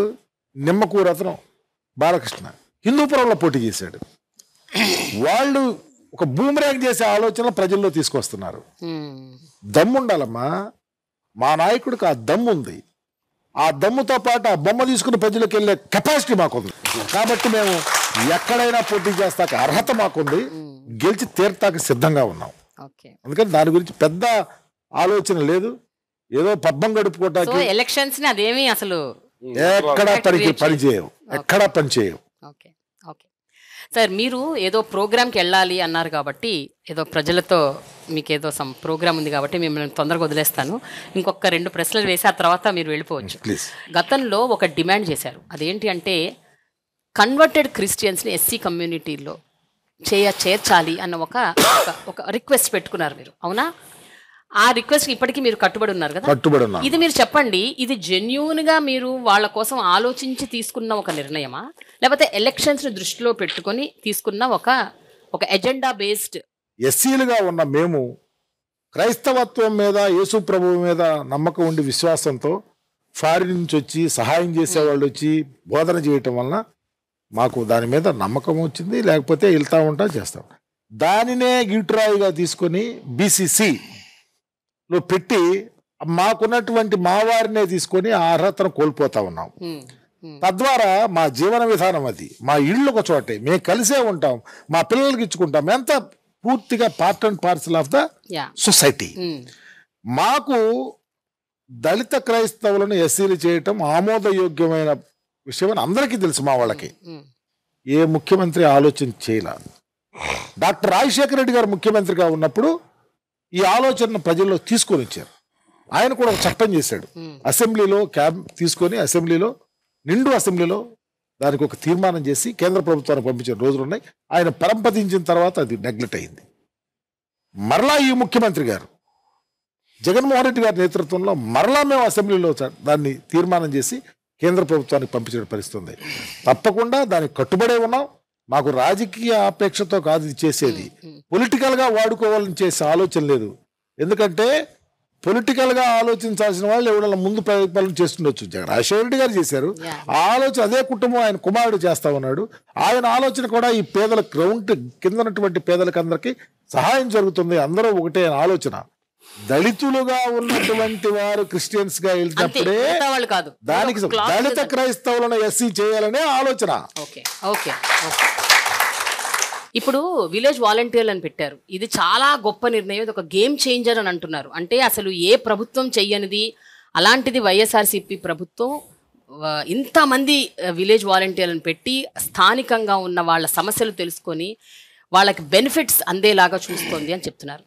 కానీ ఒక ప్రధాన ఆరోపణ ఏముంది అంటే ఈ విలేజ్ వాలంటీర్లను పెట్టడం వల్ల స్థానికంగా ఉన్న పొలిటికల్ రిప్రజెంటేటివ్స్ ఎవరైతే ఉన్నారో వాళ్ళకి కొంచెం వాణి తగ్గుతుంది, వాళ్ళ పవర్ తగ్గుతుంది, వీళ్ళు ప్యారలల్ పవర్గా ఉద్భవిస్తున్నారు అన్న ఒక ప్రధాన ఆరోపణ ఉంది. సార్, దీని గురించి మీరేమంటారు?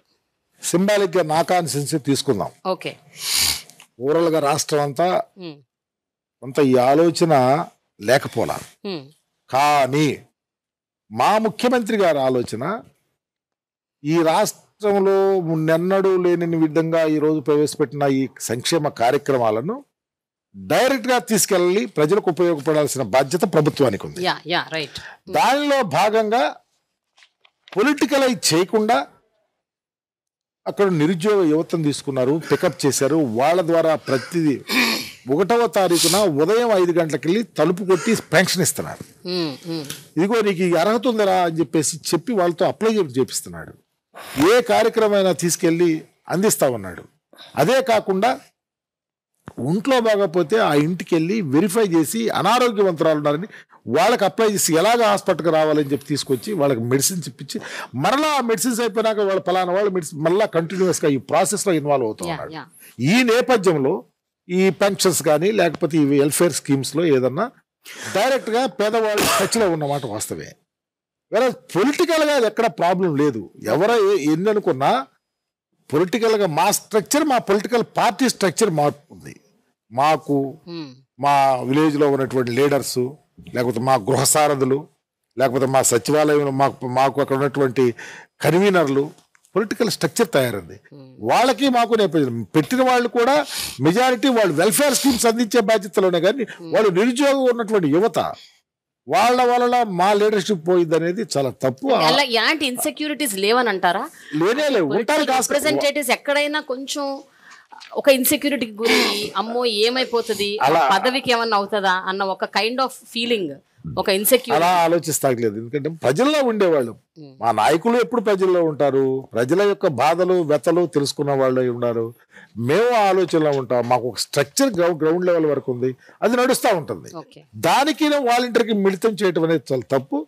వాలంటీర్లు మహాయజ్ఞం చేస్తా ఉన్నారు. కరోనా టైంలో ఈ స్కీములు అందించడంతో పాటు ఎవ్వరు భర్త కోసం భార్య కూడా ఆలోచించిన టైం మేము బ్రతికించాలనుకున్న రోజుల్లో ధైర్యంగా మూతికి గుడ్డ కట్టుకొని మాస్క్ వేసుకొని ప్రతి ఇంటికి వెళ్ళి టచ్ చేసి వాళ్ళని హాస్పిటల్లో చేర్చి వాళ్ళకు సిలిండర్ లేవు, గ్యాస్ లేకపోతే ఆక్సిజన్ కావాలన్నప్పుడు వెళ్ళి వాళ్లే తెచ్చి పెట్టించినటువంటి చరిత్ర రాష్ట్రంలో ఉందమ్మా. వీటన్నిటిని మానిటర్ చేసిన ముఖ్యమంత్రి గారు, ఆయన గొప్ప ఆలోచన, ఆయన విజన్ భావితరాలు కూడా ధైర్యంగా బ్రతికే అవకాశాలు కల్పించడంలో ఈ మెకానిజం అంతా ఉపయోగపడుతుంది. ఆ కాన్సెప్టే వాలంటరీ వ్యవస్థ. ఖచ్చితంగా పేదవారికి పెత్తందారికి జరిగే పోటీలో పేదవారి యొక్క శిరస్సు మీద జగన్మోహన్ రెడ్డి గారు ఉన్నాడు, పెత్తందారుల యొక్క భుజం మీద చంద్రబాబు ఉన్నాడు. వాళ్లే ఖచ్చితంగా వాళ్ళకి న్యాయ నిర్ణేతలు. దాంట్లో ఆలోచించాలి. సో మీరు అనే మాట నేను కొంచెం కంక్లూడ్ చేస్తాను. అదేంటంటే 70% జనాభా ఉన్న ఎస్సీ, ఎస్టీ, బీసీ, మైనారిటీ కమ్యూనిటీల ఓట్లన్నీ వైఎస్ఆర్సీపీకే వస్తాయి అంటారు. ఉన్నత కులాల్లో పేదవాళ్ళు, ఉన్నత కులాల్లో రైతులు, మహిళలు, అనేక మంది అర్హులు కాస్తా ఉన్నాడు జగన్మోహన్ రెడ్డి గారి పరిపాలన చూసి. మేము కులాల ప్రస్తావన రాలేదు. అన్న చెప్పినట్టు నాగార్జున గారు థ్యాంక్ యూ సో మచ్ అండి. మిమ్మల్ని వదిలేస్తున్నాను, లేకపోతే అసలు మిమ్మల్ని వదిలే ప్రసక్తే లేదు. యాక్చువల్లీ కొంతసేపు మీరు ఉండాలి, బట్ మీకు ఏదో ప్రోగ్రామ్ ఉందన్నారు కాబట్టి థ్యాంక్ యూ సో మచ్ అండి. విష్ యూ గుడ్ లక్ అండి. రాజన్న గారు మీరు చెప్పండి, గిరిజన ప్రాంతాల్లో, ఏజెన్సీ ప్రాంతాల్లో ఉన్న గిరిజన ప్రజలకు అంటే ఈ ప్రభుత్వం వచ్చాక ఎన్నో జరిగాయి, ఎన్నో చేశారని చెప్తున్నారు. కానీ మీరు ఒక మినిస్టర్గా, ఒక డిప్యూటీ చీఫ్ మినిస్టర్గా మీరు ప్రౌడ్గా ఫీల్ అయిన సందర్భం ఏంటండి? ఆ ప్రాంతాల వారికి నేను అంటే ఈ హయాంలో నేను ఇది చేయగలిగాను అంటే, నేను ప్రభుత్వంతో మాట్లాడి, జగన్ గారితో మాట్లాడి, నేను నా ప్రాంతానికి నేను ఇది తీసుకురాగలిగాను, చేయగలిగాను అని అనుకున్న ఒక మూమెంట్ ఏంటి? ఒక ప్రౌడ్ మూమెంట్ ఏంటి? గౌరవ ముఖ్యమంత్రి గారు మేము అడగకుండానే అడిగినప్పుడే వరం ఇస్తారు, ఆకాశంలో దేవతలు అని చెప్తారు. అడగక ముందే అన్ని ఇస్తున్నారు ముఖ్యమంత్రి గారు. కానీ మేము అడగవలసినవి కొన్ని ఉన్నాయి. అడగవలసిన ముఖ్యంగా ప్రతి ఒక్కరికి కూడా మా ప్రాంతంలో ముందు తాగునీరు అనుకుంటాం, సాగునీరు, రోడ్లు, వంతెనలు, అవి తర్వాత భూములు. భారతదేశంలో ఎవ్వరు చెయ్యని విధంగా 3 లక్షలకు పైగా ఎకరాల భూమి ఇచ్చారు. ఆ భూమి ఇవ్వడం అంటే మరి మేము దాంట్లో పెరిచేసినాం. మాకు పిలిచి చెప్పేది, ఏది అడిగినా అడగకపోయినా గౌరవ ముఖ్యమంత్రి కలిసేటప్పుడు అటవీ భూములు అందరికి అందుతున్నవి లేదా, మళ్ళీ తయారు చేస్తున్నారు లేదా అడుగుతారు. చంద్రబాబు నాయుడు పరిపాలన మనం చూసాం. ఆయన పరిపాలన మొత్తం మీద కలిపి కేవలం 17,000 మందికి 44 ఎకరాలే ఇచ్చారు ఆయన. కానీ జగన్మోహన్ రెడ్డికి 3 లక్షల ఎకరాలకు పైగా సుమారు 2 లక్షల మందికి ఇచ్చారు. అది గర్వించదగిన విషయం. అంటే నిత్యం నేను మా ఐటీడీ ప్రాజెక్ట్ ఆఫీసర్తో, ఫారెస్ట్ అధికారులతోనూ, జిల్లా కలెక్టర్ గారితో మాట్లాడి చేస్తుంటాం. అలాగే మాకు రోడ్లు కావాలి. ఇప్పుడు ఉదాహరణకు ఒక్క సాలూరు నియోజకవర్గం తీసుకుంటే, మీకు ఎక్కడ జరుగుతున్నావో లేదో నాకు తెలియదు, కానీ ముఖ్యమంత్రి గారిని అడిగిన తర్వాత ఒక్క సాలూరు నియోజకవర్గంలోనూ నాకు ఇప్పుడు 11 రోడ్లు, పెద్ద పెద్ద రోడ్లు, 11 కోట్లు, 10 కోట్లు, 15 కోట్ల రూపాయలతో కొండల మీద జరుగుతున్నాయి. ఇదే గత ప్రభుత్వాలు తీసుకోండి. నా నియోజకవర్గం పేరే సాలూరు. ఆ సాలూరు మండలం అనేది పూర్తిగా గిరిజనుల మండలం. ఆ కొండల మీద కనీసం ఒక్క రోడ్డు అయినా చేశారా చూపించమని చెప్తాను. చాలాసార్లు నేను ఛాలెంజ్ కూడా చేశాను ఓపెన్గా. కానీ ఈ రోజు ముఖ్యమంత్రి గారి దయ వల్ల గిరిజనులు సంతోషంగా 11 పెద్ద రోడ్లు కొండల మీద జరుగుతున్నావంటే అంతకన్నా ఆనందం ఏముంటుంది చెప్పండి. అసలు రోడ్లు లేకపోతే అక్కడికి ఎవరు వెళ్ళరు, ఉద్యోగస్తులు వెళ్ళరు, గిరిజనులు వెళ్ళలేరు, ఆరోగ్య సమస్య ఉంటుంది, విద్యా సమస్య ఎవరు ఉంటుంది. ఇవన్నీ సమస్యలు పోవాలంటే ముందు మన రవాణా సౌకర్యం కావాలి, దానికి రోడ్లు కావాలి. అటువంటి రోడ్లు ఇస్తున్నారు. సామాజిక హోదా కల్పించడానికి జీవన కోసం, బతుకు తెరువు కోసం భూములు ఇస్తున్నారు ఆయన. నా దేశంలో ఎక్కువ భూములు అనమాట. అట్లేదు భూమి ఇచ్చారు, దానికి రైతు భరోసా ఇచ్చారు, భూములు సాగు చేయిస్తున్నారు. ఆ భూముల కోసం వెంటనే పట్టాలు ఇప్పిస్తున్నారు. అట్లేదు పట్టాల మీద హక్కులు కల్పిస్తున్నారు. గతంలో తెలుగుదేశం ప్రభుత్వం కొన్ని చోట్ల పట్టాలు ఇచ్చారు, కానీ భూమి ఎక్కడుందో చూపించలేదు, దాని మీద హక్కులు కూడా లేదు. ఈ రోజు ఆయన ఇచ్చిన 3 లక్షల ఎకరాల భూమికి కూడా సుమారు 2 లక్షల మందికి కూడా హద్దులతో పాటు, సరిహద్దులతో పాటు మ్యాప్, స్కెచ్తో పాటు ఇస్తున్నాం. అట్లేదు అది నా హయాంలో జరుగుతున్నది. అట్లేదు అలాగే రోడ్లు, వంతెనలు కూడా అసలు అన్ని చోట్ల కూడా అట్లేదు. ఒక్క సాలూరు నియోజకవర్గం ఉదాహరణకు మీకు చెప్పాను, కానీ అన్ని నియోజకవర్గం దగ్గర జరుగుతున్నది. వాళ్ళు చెప్తుంటారు అభివృద్ధి లేదని. నేను రమ్మని చెప్తుంటాను. నేను రండి నాతో మాట్లాడండి, ఎక్కడ విజయవాడలో మాట్లాడదామా, విజయనగరంలో మాట్లాడదామా రమ్మంటుంటారు. కానీ కేవలం వాళ్ళు ఇటువంటి సమావేశాలు పెట్టుకోను, ఒక పత్రిక మీటింగ్లోను వాళ్ళు ఏదో మా మీద కానీ, మా ముఖ్యమంత్రి గారి మీద కానీ, మా ప్రభుత్వం మీద కానీ, మా పార్టీ మీద కానీ విమర్శల కోసము మాత్రం విమర్శలు చేస్తారు. కానీ అభివృద్ధికి సంబంధించి కానీ, సంక్షేమానికి సంబంధించి కానీ, అటవీ భూములకు సంబంధించి కానీ ఎక్కడ మాట్లాడడం అంతే. లెక్కలతో రమ్మని చెప్తాను నేను, లెక్కలతో చెప్తుంటాను నేను, ప్రతిదీ కూడా ఫిగర్స్తో చెప్తుంటాను నేను. ఇప్పుడు సంక్షేమం కూడా, ఇప్పుడు మరి అడిగే ముందు కూడా సంక్షేమం కూడా వాళ్ళ సంక్షేమాలు మొత్తం అంతా కలిపి 5,000 కోట్లు ఖర్చు పెట్టారు. మరి కొద్దిగా సంక్షేమ అభివృద్ధి కలిపితే 12,000 కోట్లు ఖర్చు పెట్టారు. మేము ఈరోజు 20,000 కోట్లకు పైగా గిరిజనుల కోసం ఖర్చు పెట్టారు గౌరవ ముఖ్యమంత్రి గారు. గతంలో ఎందుకు ఖర్చు పెట్టలేదు? వారికి ఎందుకు ఆలోచన రాలేదు? గిరిజనులు బాగు చేయాలని మంచి ఎందుకు రాలేదు? గిరిజనులు అడగలేరు, నోరు తెరవలేరు, చదువు లేని వాళ్ళు, కొండల మీద ఉన్న వాళ్ళు, అడవిలో నివసించే వాళ్ళు, వారికి మనమే ఇవ్వాలి పిలిచి అనే ఉదార భావంతో ఎందుకు రాలేదు? అది ట్రైబల్స్ కోసం స్పెషల్గా ఎక్స్క్లూజివ్ ఒక యూనివర్సిటీ పెట్టాలి అన్న ఒక ప్రతిపాదన ఉండదు. అది వచ్చిందని కూడా విన్నాను నేను. ఎంతవరకు అది అంటే ఆ రూపం దాల్చుకుంది అన్నది కొంచెం మీరు క్లారిటీ ఇవ్వాలి సార్. అది కాకుండా జనరల్గా గిరిజన ప్రాంతాల్లో, ఇంటీరియర్ గిరిజన ప్రాంతాల్లో ఇప్పటికీ కూడా కరెంట్ లేదు. చాలా ప్రాంతాల్లో ఇప్పటికీ కూడా పవర్ ప్రాబ్లం ఉంది. ఆ గిరిజన యూనివర్సిటీ ముఖ్యంగా నా నియోజకవర్గం సాలూరు నియోజకవర్గంలో నెలకొల్పాలి అనేది గౌరవ ముఖ్యమంత్రి గారి యొక్క ఆలోచన, జగన్ గారి యొక్క ఆలోచన. అయితే సెంట్రల్ నుంచి టీం వచ్చింది. సెంట్రల్ టీం కూడా సాలూరు నియోజకవర్గంతో తిరిగారు. నా నియోజకవర్గంలో చాలా 5-6 ప్లేసులు చూశారు. కానీ చివరకు ఆయన ముఖ్యమంత్రి గారు అయిన తర్వాత మాకు మెంటాడ మండలం అని సాలూరు నియోజకవర్గంలో ఉంది. ఆ మెంటాడ మండలం తీసుకొచ్చి సాలూరు నియోజకవర్గం ప్రస్తుతం విజయనగరం జిల్లాలో ఉంది. మెంటాడ మండలం అనేది అక్కడ శంకుస్థాపన ఆగస్టు 20వ తేదీన కూడా ముఖ్యమంత్రికి చేయడం జరిగింది. అది 800 కోట్ల రూపాయలతో 834 కోట్ల రూపాయలతో మరి కేంద్ర ప్రభుత్వం రాష్ట్ర ప్రభుత్వం కలిపి నిర్మాణం జరుగుతుంది. ఇప్పుడు పనులు ప్రారంభం జరుగుతున్నాయి. అసలు ఇంకొక ఆలోచన కూడా చేశారు. ఏదైనా కారణం వల్ల ఇది కానీ గిరిజన నియోజకవర్గం పెట్టకపోతే గిరిజనుల కోసం రాష్ట్ర ప్రభుత్వమే ఇంకో ప్రత్యేకంగా యూనివర్సిటీ నెలకొల్పాలని కూడా ఆలోచించారు ముఖ్యమంత్రి గారు.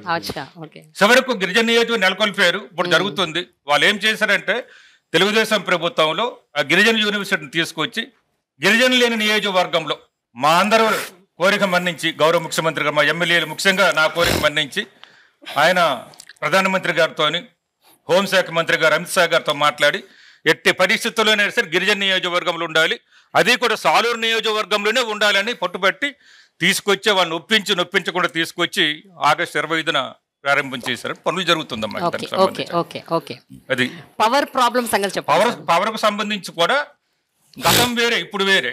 ఇప్పుడు కొండ మీద గ్రామాలు కూడా పవర్ ఉంటుంది. ఇప్పుడు ఎంత సార్ ఒక అందాజాగా చెప్పాల్సి వస్తే ఎన్ని పర్సంటేజ్ ఆఫ్ విలేజెస్ ఇంటీరియర్ గిరిజన గ్రామాల్లో ఎన్ని విలేజెస్ లో పవర్ ఉంది సార్? ఎన్ని గ్రామాల్లో ఎంత పర్సంటేజ్ పోనీ? అది పవర్ లేని గ్రామాలు సాధారణ ఉండవు. మీరు చూడండి, ఇప్పుడు మీరు ఏ గ్రామం నిలిచి చూడండి. అంటే కొన్ని చోట్ల మనం పవర్ లేదని చెప్పడానికి ఎలాగుంటుంది అంటే, కొన్ని మాకు ఒరిస్సా నుంచి కొంతమంది వస్తారు, కొండల దగ్గరికి వచ్చి ఒరిస్సా నుంచి కొంతమంది వచ్చి అక్కడ చిన్న గూడేలు అని, మా పక్క వలసలు అంటాం, ఇటు సైడ్ గూడేలు అంటారు, చిన్న గ్రామాల్లో నిర్మించుకుంటారు. ఆ గ్రామాల్లో 10 మంది 20 మంది కుటుంబాలు ఉంటాయి. అటువంటి వాటికి కొత్తగా మనం వేయవలసి ఉంటుంది. కానీ మొదట్లో ఉన్నట్టు మ్యాక్సిమం వేసాము. అది కొన్నిసార్లు ఇంతకు నేను చెప్పిన రోడ్లు లేకపోవడం వల్ల ఈ ట్రాన్స్పోర్టేషన్ మనకు స్తంభాలన్నీ తీసుకెళ్ళాలి కదా, రైలు స్తంభాలు తీసుకెళ్ళాలి కాబట్టి ఆ విధంగా అప్పుడు ఆగింది. కానీ ప్రస్తుతం ఇది మాత్రం నాకు తెలిసినంత వరకు నా దగ్గర ఇన్ఫర్మేషన్ ప్రకారం అన్ని గ్రామాలకు ఉన్నది. ఈ కొత్తగా ఏవైతే వెలిసేవో, కొత్తగా ఏవైతే మాకు అక్కడ నుంచి ఒరిస్సా నుంచి కానీ ఛత్తీస్గఢ్ నుంచి కానీ వస్తున్నారు మనకు ఎక్కువ మంది. నా నియోజకవర్గంలో 10,000 మంది వరకు ఉంటారు ఒరిస్సా నుంచి ఛత్తీస్గఢ్ నుంచి వచ్చిన గిరిజనులు. అటువంటి దగ్గర అక్కడ మాత్రం ఇంక లేదు. వాటిని కూడా ఇస్తున్నాం. వాళ్ళు కూడా రేషన్ కార్డులు ఇస్తున్నాం. వాళ్ళ ఆధార్ కార్డులు చేసుకున్నామంటే రేషన్ కార్డులు ఇస్తున్నాం. మన ప్రభుత్వం ఏదైతే సంక్షేమాల పథకాలు ఇస్తుందో గౌరవ ముఖ్యమంత్రి గారు, వీటిని చూసి ఒరిస్సా నుంచి ఎక్కువ మంది మనకు మైగ్రేట్ అయ్యి వచ్చేస్తున్నారు. ఛత్తీస్గఢ్ నుంచి కూడా వచ్చేస్తున్నారు. కనీసం ఒరిస్సాలు ఎంత ఇస్తున్నారు అనుకుంటున్నారు? 500. మనం ఇక్కడ 3,000 ఇస్తున్నాం. ఇక్కడ అమ్మఒడి పథకం కానీ, వైఆర్ చేయూత పథకం కానీ ఇవన్నీ మనం చూస్తున్నాం కదా. అందువల్ల ఎక్కువ మంది వస్తున్నారు. అటువంటి కొత్త చోట్ల మాత్రం అక్కడే లేదు. కానీ ఇంచుమించు అన్ని గ్రామాల్లో కూడా కరెంట్ ఉందమ్మా. నాగేశ్వరరావు గారు, ఇందాక మనం అంబేద్కర్ స్టాచ్యూ గురించి మాట్లాడుకున్నాం. అంబేద్కర్ స్టాచ్యూ విజయవాడలో నడిబొడ్డున 206 అడుగుల ఎత్తున అత్యద్భుతంగా రూపొందించడమే కాకుండా కింద అంటే అంబేద్కర్ స్టాచ్యూ కింద ఒక పిరమిడ్ షేప్లో బ్రహ్మాండమైన ఫెసిలిటీస్ కూడా కల్పించారు. ఒక విషయం చెప్పండి, అన్ని రాష్ట్రాల్లో కూడా అంబేద్కర్ స్టాచ్యూ ఉంది. ఒకటి కాదు, కొన్ని 100,000 ఉన్నాయి. తెలంగాణలో ఈ మధ్య ఒక పెద్ద స్టాచ్యూ పెట్టారు సెక్రటేరియట్ దగ్గర. మీరేమనుకుంటున్నారు, ఇక్కడ ఉన్న అంబేద్కర్ స్టాచ్యూకి మిగతా రాష్ట్రాల్లో ఉన్న స్టాచ్యూకి తేడా ఏమిటి? అంటే దీనికి దానికి ఏ రకమైన అంటే ఒక సమూలమైన తేడాలు ఏంటి? మీరు ఏం గమనించారు అంటే మీరేం చెప్తారు? 2017లో చంద్రబాబు నాయుడు గారు ఎస్సీల్లో ఎవరన్నా పుట్టాలని కోరుకుంటారు, ఎస్సీలను అవమానించి అన్నీ చేసి దగ్గరికి వచ్చి ఎలక్షన్ టైంలో అసెంబ్లీలో అనౌన్స్ చేసి శంకుస్థాపన చేసి కనీసం ఒక ఇటుకు కూడా పెట్టకుండా అంబేద్కర్ విషయాన్ని అలా పక్కన పెట్టి వదిలేశారండి. ఇవాళ జగన్మోహన్ రెడ్డి గారు ఎలక్షన్లో మాట ఇవ్వకుండా, ఎలక్షన్లో చెప్పలేదు ఈయన నేను అంబేద్కర్ విగ్రహం పెడతానని చెప్పి, ఏదైతే ల్యాండ్ ఉందో ఆ ల్యాండ్ని దారదత్తం చేసేయాలని చెప్పి మాల్స్కి ఆ ప్రభుత్వం చూసింది ఈ ల్యాండ్ని. కానీ ఇదే ల్యాండ్లో ఇవాళ బాబాసాహెబ్ అంబేద్కర్ గారిది విగ్రహంతో పాటు ఇక్కడ ఎన్నో ఫెసిలిటీస్ ఇప్పుడు చూస్తున్నాం. ఈ థియేటర్ చూడండి, అలాగే లైబ్రరీ చూడండి, అలా ఎన్ని రకాలు ఇందులో చూసేటట్టు ప్రజలకి వచ్చిన మన చూసే టూరిస్టులకి అందరికీ కూడా ఒక ప్రత్యేకంగా ఒక అనుభూతి కలిగేటట్టు అసలు బాబాసాహెబ్ అంబేద్కర్ గారు ఎలా పుట్టారు, ఎలా పెరిగారు, ఎలా చదివారు, ఎలా విదేశాల్లో చేశారు, ఎలా రాజ్యాంగం టోటల్గా కన్నులకు చూపించేటట్టుగా ఏర్పాటు చేసి ఇన్ని రకాల ఫెసిలిటీస్ పెట్టి, ఇంత పార్క్ పెట్టి, లైటింగ్ పెట్టి ఎన్నో రకాలు చేశారు.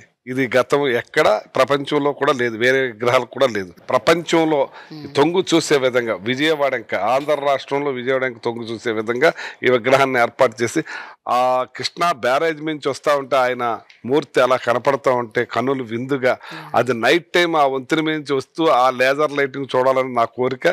బాబాసాహెబ్ బిఆర్ అంబేద్కర్ స్మృతివనం అంటారు ఈ ప్లేస్. అవును, స్మృతివనం. ఇప్పుడు మనం కూర్చున్న ప్లేస్ ఏరియాను దీన్ని కాలచక్ర మహామంటపం అంటారు. కాలచక్ర మహామంటపం అంటారు. దీంట్లో ఈ కాలచక్ర మహామంటపంలో కింద ఏదైతే బాబాసాహెబ్ బిఆర్ అంబేద్కర్ గారి మరి పాదాల కింద ఇది డిజైన్ చేసాం అనమాట. దీంట్లో మోస్ట్ ఇంపార్టెంట్ థింగ్ రెండు ఐటమ్స్. ఒకటేమో మనం కూర్చుందేమో విహార అంటారు దీన్ని. విహార ఇది ఒక థియేటర్ అనమాట. విహార అంటే బేసికలీ బుద్ధిస్ట్ ఆర్కిటెక్చర్ గా తీసుకోవడం జరిగింది. బుద్ధిస్ట్ ఆర్కిటెక్చర్ లో ప్రధానంగా రెండు అంశాలు మనకు కనబడుతుంటాయి: చైత్యాలు, స్తూపాలు, చైత్య, విహారాస్ అనమాట. విహారాస్ అంటే మెడిటేషన్ సెంటర్స్ లా ఉంటాయి అనమాట. It's meditation centre, something like that అనమాట. ఇట్స్ మెడిటేషన్ సెంటర్ అనమాట. ఇక్కడ 10 minutes వీడియో ఉంటుంది ఇక్కడ. సో అందుకు దీనికి విహారం పెట్టాను. చైత్య అనే మ్యూజియం ఉంటుంది అండ్ ఎక్స్పీరియన్స్ సెంటర్. అంటే కాలచక్ర మహామంటపం ఎందుకు పేరు పెట్టామంటే ఆయన జననం నుంచి మరణం వరకు అనేకమైనటువంటి ఘటాలని అక్షర ప్రతిబింబిస్తూ సాక్షాత్కరిస్తే, అంటే అబ్సల్యూట్లీ మనం యూ కెన్ రిలీవ్ ఆయన చదివిన ప్లేసెస్ కానివ్వండి, ఆయన ఎదుర్కొన్నటువంటి ఆ యొక్క ఛాలెంజెస్ ఏవైతే ఉన్నాయో వాటన్నిటినీ ఇంపార్టెంట్ ఘటనలన్నిటినీ కలుపుతూ అదొక కాలచక్రం. అందుకు దాని పేరు కాలచక్ర మహామంటపం అని. That is the main thing అనమాట. రెండవది ఒక కన్వెన్షన్ సెంటర్ కూడా, అంటే ఒక 2000 మంది సీటింగ్ కెపాసిటీ కన్వెన్షన్ సెంటర్. అంటే ఈ ప్రాజెక్టు సెల్ఫ్ సస్టైనింగ్ మోడల్. ఒక సెల్ఫ్ సస్టైనింగ్ మోడల్ అంటే దీన్ని రేపు రాబోయే రోజుల్లో దీన్ని అందరికి ఇదే అదే మెయింటైన్ అయ్యేలాగా. సో అందుకు ఎక్కువ ఆల్మోస్ట్ 400 crores పైగా ఖర్చు పెట్టడం జరిగింది. దాని మీద కూడా సోషల్ మీడియాలో రాస్తా ఉన్నారు ఎక్కువ ఖర్చు జరిగిందని. ఇన్ఫాక్ట్ దాని వాల్యూ ఇంకా మచ్ మోర్ దాన్ దట్.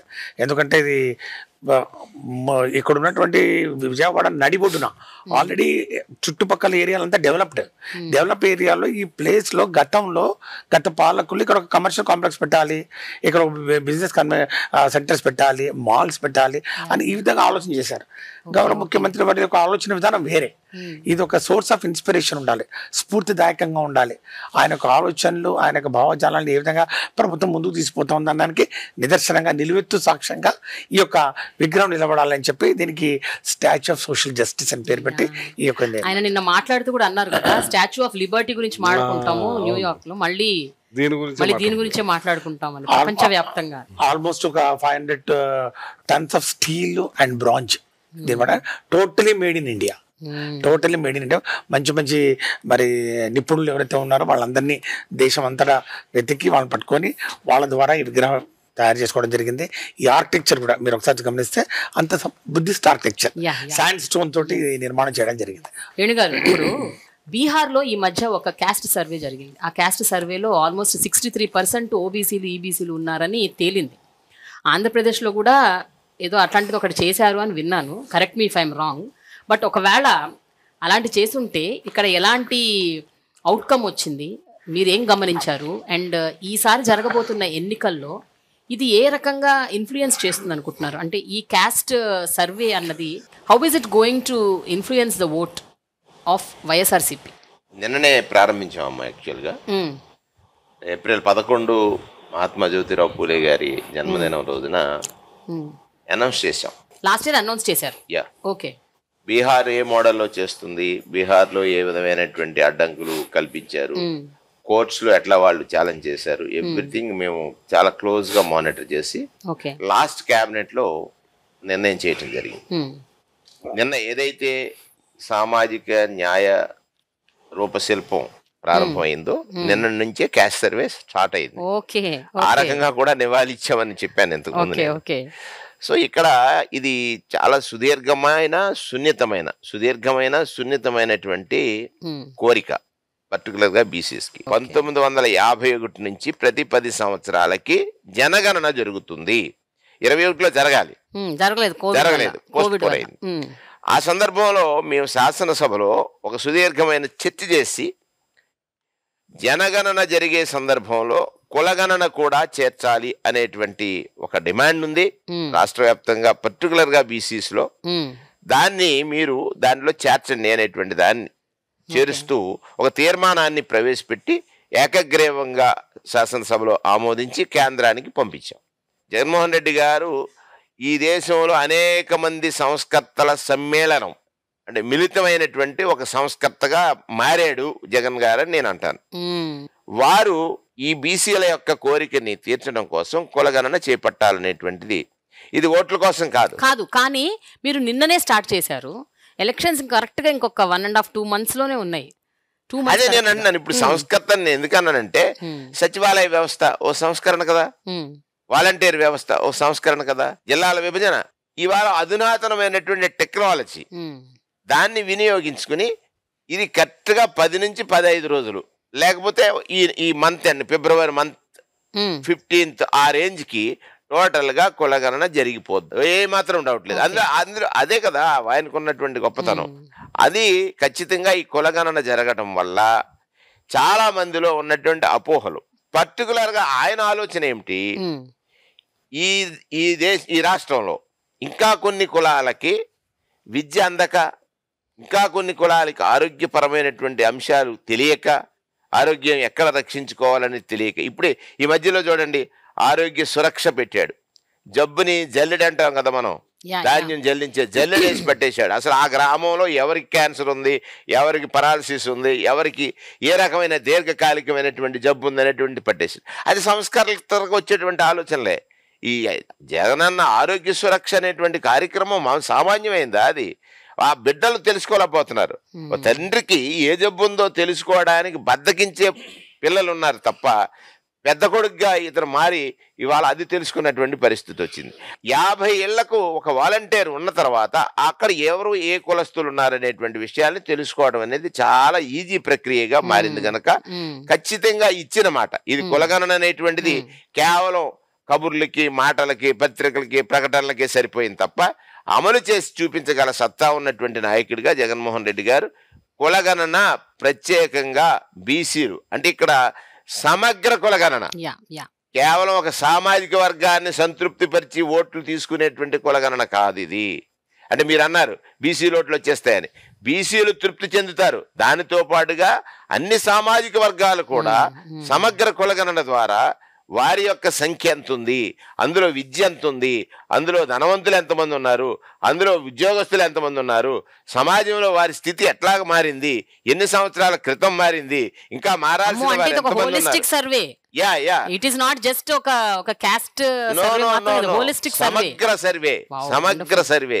ఇప్పుడు జనరల్ గా ఏ ఎలక్షన్ అయినా ఆ ఎలక్షన్ ని డిసైడ్ చేసి ఆ గవర్నమెంట్ ని అధికారంలోకి తీసుకొచ్చేది ఒక బీసీ ఓట్ అంటారు సార్. ఎందుకంటే 50% ఆ పాపులేషన్ ఉంది కాబట్టి. సో మీరు చెప్పండి, ఈసారి జరగబోయే ఎన్నికల్లో ఏ అంశాలు బీసీ ఓటర్స్ ని మీ వైపు ఇన్ఫ్లుయెన్స్ చేస్తాయని మీరు అనుకుంటున్నారు? అంటే ప్రధానమైన అంశాలు. మన పురాణాల్లో రాక్షసులను సంహరించడానికి విష్ణుమూర్తి 10 అవతారాలు ఎత్తాడు. దశావతారాల గురించి మాట్లాడుకుంటాం కదా. ఇక్కడ జగన్మోహనుడు, ఆయన పేరు కూడా విష్ణుమూర్తి పేరే. అసలు జబ్బు అనేటువంటిది పేదరికం, 10 తరాలను పట్టి పీడిస్తున్నటువంటి రాక్షసి. ఆ రాక్షసిని ఈ తరంలో జయించేటువంటి శక్తినివ్వడం కోసం మాకు 10 శాఖలు ఇచ్చాడు. సంపూర్ణ ఆహార పోషణ ప్లస్ అని ఒక కార్యక్రమం పెట్టాడు. దానికి మంత్రి ఎవరమ్మా? మా ప్రథమ అవతారమే కదా, ఉషా శ్రీచరణ్, అంతేనా? రెండవది అక్షరాభ్యాసం, విజ్ఞానం కావాలి, దానికి మంత్రి ఎవరమ్మా? మా బొత్స సత్యనారాయణ గారు, బీసీఏ కదా. మూడవది ఆహారం అవసరం, బొవ్వ, ఇదిగో ఇక్కడ ఉన్నారు కదా నాగేశ్వరరావు గారు, ఆయన సివిల్ సప్లైస్ మినిస్టర్. మాకు బలం అవసరం. 4వ వాడు మా అప్పలరాజు గారు చేపలు, మాంసం, కోడిగుడ్లు, పాలు అన్నిటికీ మంత్రి ఆయన. 5వది తిన్న తర్వాత అప్పుడప్పుడు కొంచెం అనారోగ్యం కలుగుతుంది, దాన్ని రక్షించడానికి మా రజనమ్మ, ఆవిడెవరు బీసీఏ కదా, ఏమన్నా చెప్తున్నారు రజనమ్మ బీసీఏ కదా. 6వది మాకు భూమి లేదు, మాకు ఎక్కడో చోట ఇప్పుడు కొన్ని లక్షలాది ఎకరాల భూమిని పంచారు, ఇళ్ల స్థలం లేదు. ఈ భూమి మీద పుట్టాడు తప్ప తనకంటూ గజం భూమి లేని వాడికి 73 సెంట్లు అంటే 73 గజాల భూమిని ఇచ్చేటువంటి అవతారం ఎవరు? ధర్మాన్ ప్రసాదరావు గారు 6వ అవతారం. ఎప్పుడో కాలువ గొట్లని, చెట్ల మీద పుట్ల గట్లని బతుకుతున్నాం, ఇల్లు కట్టుకోవాలని కోరుకుంది, అది తీర్చేటువంటి అవతారం ఎవరి చేత ఎత్తించాడు? మా జోగి రమేష్ గారు. అసలు మీరు 7వ అవతారం. 8వ అవతారం ఎవరనుకుంటున్నారు? మా జయరాం. ఇది ఇన్సూరెన్స్, మా జీవితాలకు భద్రత ఇచ్చే ఇన్సూరెన్స్. మాకు కూడా రాజకీయాల్లోకి రావాలి. రాజకీయాల్లో ప్రథమ పాఠశాల ఏమిటి? పంచాయతీరాజ్. అంతే కదా, ఎవడైనా వార్డు మెంబర్ అవుతాడు, లేకపోతే సర్పంచ్ అవుతాడు, అది 9వ అవతారం. 9 అవతారాలు ఎత్తిన తర్వాత మొత్తం ఈ రాష్ట్రంలో 2,58,000 కోట్ల రూపాయలు పంపిణీ చేస్తున్నారు కదా సంక్షేమం. అందులో సుమారుగా బీసీలకి 1,78,000, 1,80,000 కోట్లు పంపిణీ చేసేటువంటి కలికి. లాస్ట్ అవతారం ఏంటి? 10 అవతారాల్లో కలికి, అది నేనే. 10వ అవతారం. 2 అవతారాలు ఎత్తించాడు. ఇది జగన్మోహన్ రెడ్డి గారు తీసుకున్న. మరి ఇది ఎంత గొప్పది అంటే, పేదరికం అనేటువంటిది రాక్షసైతే, పేదరికం అనేది రోగమైతే, ఈ బీసీలను పట్టి పీడిస్తుంటే దాన్ని మా ద్వారా అవతారాలు ఇచ్చి మా చేతే వాటిని సంహరింపజేస్తున్నాడు, వాటిని అధిగమింపజేస్తున్నాడు. ఇది ఒక సంస్కరణ. ఇదే నేను అంటాను, సంస్కరణల సమ్మేళనం, మిళితం, ఒక రూపం, అదే జగన్మోహన్ రెడ్డి. నేనేమంటానంటే, ఇన్ని కార్యక్రమాలు చేయటం వల్ల ప్రజలు ఓట్ల కోసం చేయలేదు, ఈయన వాళ్ళ మనస్సులు తెలిసి చేశాడు. రేపు గెలుపు ఈయన గెలిచిన మనసులు వేసేటువంటి ఓటు. ఆయన జనాన్ని నమ్మాడు, జనం మోసం చేయడు. నాయకుడు మోసం చేస్తారు తప్ప జనం మోసం చేయరు. అందుకే జనాన్ని జగన్కి జనం, ఈ బంధాన్ని విడదీయటం అనేటువంటిది ఎవరికీ సాధ్యం కాదు. జగన్ అంటే నిజం, నిజం అంటే జగన్. నిజానికి ఓటేయండి, జగన్ని గెలిపించండి అని. గెలుపు అనేది డిసైడ్. రేపు బీసీ గెలుస్తాడు, ఎస్సీ గెలుస్తాడు, ఎస్టీ గెలుస్తాడు, మైనార్టీ గెలుస్తాడు, డిసైడ్, అందులో డౌట్ లేదు. ఇప్పుడు మా అన్నయ్య దాంట్లోనే నాది చిన్న సబ్జెక్ట్ అండి. ఇవాళ సామాజిక న్యాయం జరిగింది అంటానికి నిదర్శనం ఒక తెలంగాణ కాంగ్రెస్ పార్టీని, మన పార్టీని తీసుకోండి. మొన్నే గెలిచింది ఆ పార్టీ. మొన్నే ఆ మంత్రులు ఎంతమందికి రెడ్లు ఉన్నారు, మంత్రులు ఎంతమంది బీసీలు ఉన్నారు, ఎంతమంది ఎస్సీలు ఉన్నారు మీరు చూసుకోండి. అంటే అక్కడ కాంగ్రెస్ పార్టీ సోనియా గాంధీ గుమ్మం తొక్కేవాడికే పదవి వచ్చినాయి. ఇక్కడ ఎంతమంది రెడ్లు ఉన్నారో అక్కడ ఎంతమంది రెడ్లు ఉన్నారు. అక్కడ ముఖ్యమంత్రి రెడ్లే, అన్ని పైన అందరూ రెడ్లే. అంసద్ గారు, ఇప్పుడు పార్లమెంట్లో మీ పార్టీ సిటిజన్షిప్ అమెండ్మెంట్ యాక్ట్ని సపోర్ట్ చేసింది, కానీ ఇక్కడ లోకల్గా మీరు ఒక స్టేట్మెంట్ ఇచ్చారు ఈ మధ్య కాదు, కొంతకాలం క్రితం. నేషనల్ రిజిస్ట్రీ ఆఫ్ సిటిజన్స్, దాన్ని ఎన్ఆర్సీ ఎన్పిఆర్, దాన్ని మీరు వ్యతిరేక, అది మేము ఒప్పుకోమన్నారు. అంటే that we're not going to agree at any cost అని చెప్పారు. మొన్న ముఖ్యమంత్రి గారు కూడా ఎక్కడో పర్యటిస్తూ ఈ విషయాన్ని ఆయన కూడా ధృవీకరించారు, ఎట్టి పరిస్థితుల్లో ఒప్పుకునేది లేదని. సార్ ఏంటి sir, what is the difference ఏంటి? అక్కడేమో సిఏఏని ఒప్పుకున్నారు, ఇక్కడేమో ఎన్పిఆర్ని ఒప్పుకోవట్లేదు. మరి ఆ రోజు ఏదైతే సిఏకి సంబంధించిన ఏదైతే ఆ రోజు బిల్లు ప్రవేశపెట్టారో, మరి ఎవరికి కూడా దాని మీద అవగాహన లేని పరిస్థితి. మరి క్షేత్రస్థాయిలో దాని ఎలాంటి ప్రభావం చూపుతుందని చెప్పి మరి ఆ రోజు ఎవరికి కూడా తెలియని పరిస్థితి అండి అది. మరి ఆ రోజుల్లో కొన్ని కండిషనల్గా కొన్ని అంశాల మీద మరి ఏదైతే మా ప్రభుత్వము, మా ఎంపీస్ మరి కేంద్ర ప్రభుత్వానికి మద్దతు ఇస్తున్న పరిస్థితి మనం కొన్ని చూశారు మీరు. మరి తర్వాత వచ్చిన పరిణామాలు మనం చూశాం. మరి ఈ రాష్ట్రంలో మరి ఏదైతే ముస్లిం మైనార్టీలు అభద్రతా భావానికి గురి కావడం జరిగింది. మరి ఏదైతే ఈ చట్టం అమల్లోకి వస్తే, మరి ఎన్పిఆర్ అనేది వస్తే, మరి ఏదో జరగబోతుంది, మనకు ఈ దేశం నుంచి మాకు వెలివేసే పరిస్థితి వస్తుంది. మరి అవన్నీ కూడా ఒక అభద్రతా భావానికి, మరి ఈ సమాజం అంతా కూడా మరి అభద్రతా భావానికి గురి కావడం జరిగింది. మరి ఇవన్నీ కూడా దృష్టిలో పెట్టుకున్న తర్వాత మరి గౌరవ ముఖ్యమంత్రి గారు ఒక నిర్ణయం తీసుకోవడం జరిగింది. మరి ఏదైతే మన రాష్ట్రంలో మరి ఈ ఎన్పిఆర్ని మనము అమలు చెయ్యము, దీని అబయన్స్లో పెట్టేస్తామని చెప్పి కూడా మరి ఒక సాహసోపేతమైన నిర్ణయాన్ని కూడా మరి ఆ రోజు తీసుకోవడం జరిగింది. మరి ఏదైతే ఒక రెజల్యూషన్ ద్వారా మరి కేంద్ర ప్రభుత్వానికి కూడా మనము తెలియపరచడం జరిగింది. ఈ ఎన్పిఆర్ ఏదైతే ఉందో మరి మన రాష్ట్రంలో మేము అమలుపరచము. ఎందువల్ల అంటే దాంట్లో ఏదైతే పాత ఫార్మాట్ ఏదైతే ఉందో, గతంలో ఎప్పుడు కూడా ఎన్పిఆర్ జరిగే పరిస్థితి ఉండేది. మరి ఆ ఫార్మాట్ ప్రకారంగానే మీరు అమల్లోకి తీసుకొస్తే మా రాష్ట్రంలో అమలు పరుస్తాము. మరి పాత ఫార్మాట్ ని మనం తీసుకురావాలని చెప్పి కూడా ఒక రెజల్యూషన్ ని కూడా మరి అసెంబ్లీలో పాస్ చేసి కేంద్ర ప్రభుత్వానికి పంపించడం జరిగింది. మరి మైనారిటీస్ వెల్ఫేర్ మినిస్టర్ గా మీరు ఏ విషయంలో చాలా సంతృప్తి చెందారండి? ఇప్పటికీ కూడా చాలా ముస్లిం యూత్, ముస్లిం విమెన్ ఇంకా చాలా మంది ఎడ్యుకేషన్ వైపు వెళ్ళట్లేదు, ఇంకా చాలా మంది ఇంకా అణగారిన బతుకులే బతుకుతున్నారు. ఎస్సీ ఎస్టీ బీసీ కమ్యూనిటీల వాళ్ళకి వచ్చిన బెనిఫిట్స్ కావచ్చు, లేకపోతే వాళ్ళు ఇప్పుడు అనుభవిస్తున్న ఒక లైఫ్ స్టైల్ కూడా కొన్ని ముస్లిం కమ్యూనిటీస్ అనుభవించలేకపోతున్నారు. They are still backward. మీరేమంటారు సార్? మీరు ఒక మంత్రిగా ఎంతవరకు మీరు చేయగలిగారు వాళ్ళ కోసం? ఏమేం చేయగలిగారని మీరు అనుకుంటున్నారు? నిజంగా అండి, ఇప్పుడు మీరు చెప్పినది వాస్తవము. ఎందుకంటే ఈ దేశానికి స్వాతంత్రం వచ్చి 76 సంవత్సరాలు. ఈ 76 సంవత్సరాలలో మరీ ముఖ్యంగా నేను as a minister for minority welfare, ఎందుకంటే నేను ఆ శాఖకు ప్రాతినిధ్యం వహిస్తున్నాను కాబట్టి మైనారిటీల గురించే మాట్లాడతాను కాబట్టి, మరి ఈ 76 సంవత్సరాలలో కూడా మరి అనేక ప్రభుత్వాలు వచ్చాయి. మరి ఏ ప్రభుత్వాలు కూడా వీళ్లకు ఒక ఓటు బ్యాంకుగా మాత్రమే వినియోగించుకున్న పరిస్థితులండి. మరి ఎప్పుడైతే ఎన్నికలు వస్తాయో మరి అప్పుడే ఈ మైనారిటీలు గుర్తుకొస్తారు. మరి వాళ్ళ అవసరం తీరిపోయిన తర్వాత, అధికారంలోకి వచ్చిన తర్వాత వీళ్ళను పూర్తిగా విస్మరించిన పరిస్థితి మనం చూసాం.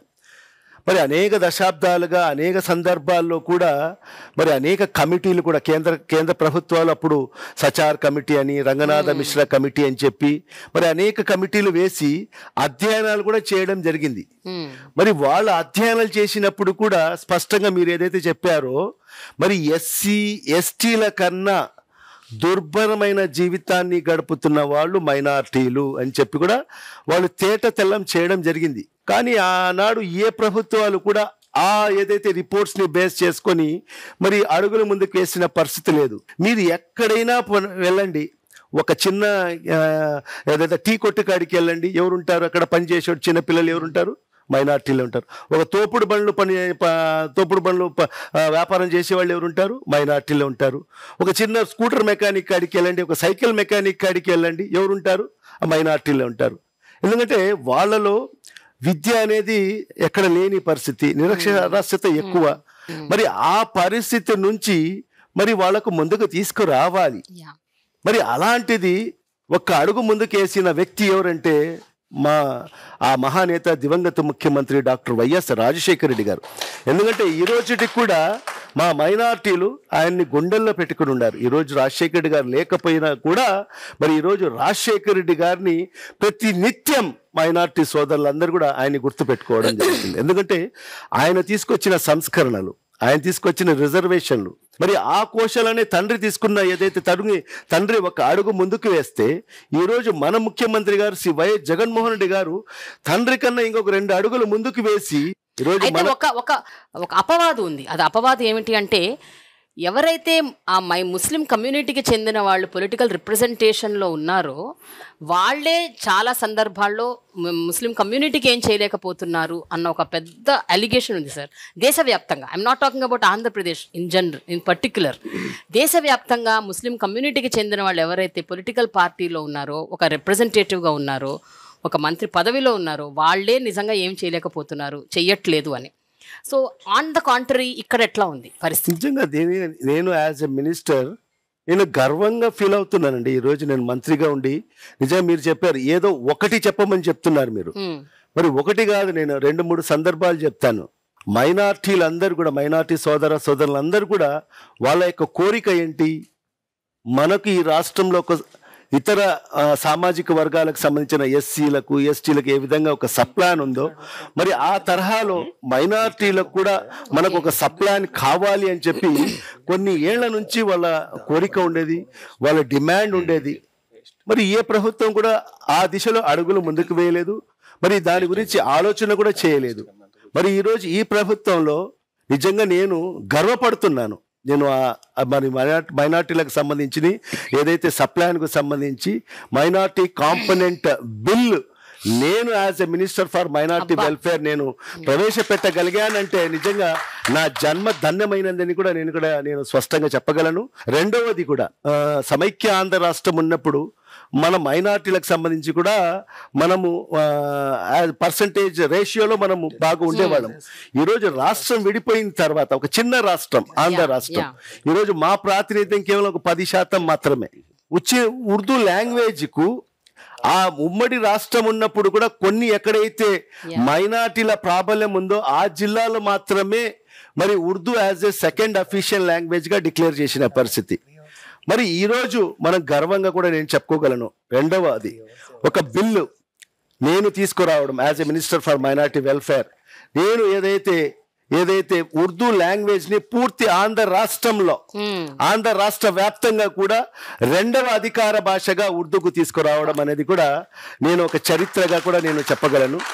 మరి అదే కాకుండా హజ్ అంటే ఒక ప్రతి ముస్లిం సోదరులందరూ కూడా వాళ్ళ జీవిత కాలంలో ఒక్కసారైనా హజ్ యాత్రకి వెళ్ళాలి, పవిత్ర హజ్ యాత్రకి వెళ్ళాలని చెప్పి ప్రతి ఒక్కరి కోరిక ఉంటుంది.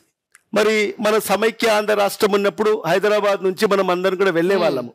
ఈరోజు రాష్ట్రం విడిపోయింది.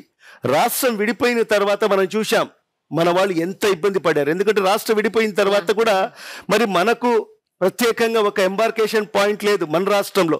మన రాష్ట్ర పిల్గ్రిమ్స్ ఉంటారో హజ్ యాత్రికులు మన ప్రాంతం నుంచి మనం పంపించడానికి మనకు అవకాశం లేవు. మరి మన వాళ్ళు కూడా హైదరాబాద్ నుంచి వెళ్ళే పరిస్థితి ఉండేది. మరి అక్కడ ఎంత డిస్క్రిమినేషన్ అంటే తెలంగాణ వాళ్ళకు ఒక రకమైన ట్రీట్మెంటు, ఆంధ్ర వాళ్ళకు ఒక రకమైన ట్రీట్మెంట్ ఉండేది. యాజ్ ఎ మినిస్టర్ నేను కూడా మంత్రిగా ఉన్నప్పుడు నేను కూడా అక్కడికి వెళ్ళాను. మా వాళ్లకు మంచి సదుపాయాలు కల్పించమని చెప్పి అక్కడ కన్సర్న్ మినిస్టర్ని కూడా కలవడం జరిగింది. ఎంత చెప్పినా కూడా అక్కడ డిస్క్రిమినేషన్ మనం పూర్తిగా మనం గమనించాం. గౌరవ ముఖ్యమంత్రి గారి దృష్టికి తీసుకెళ్లాను.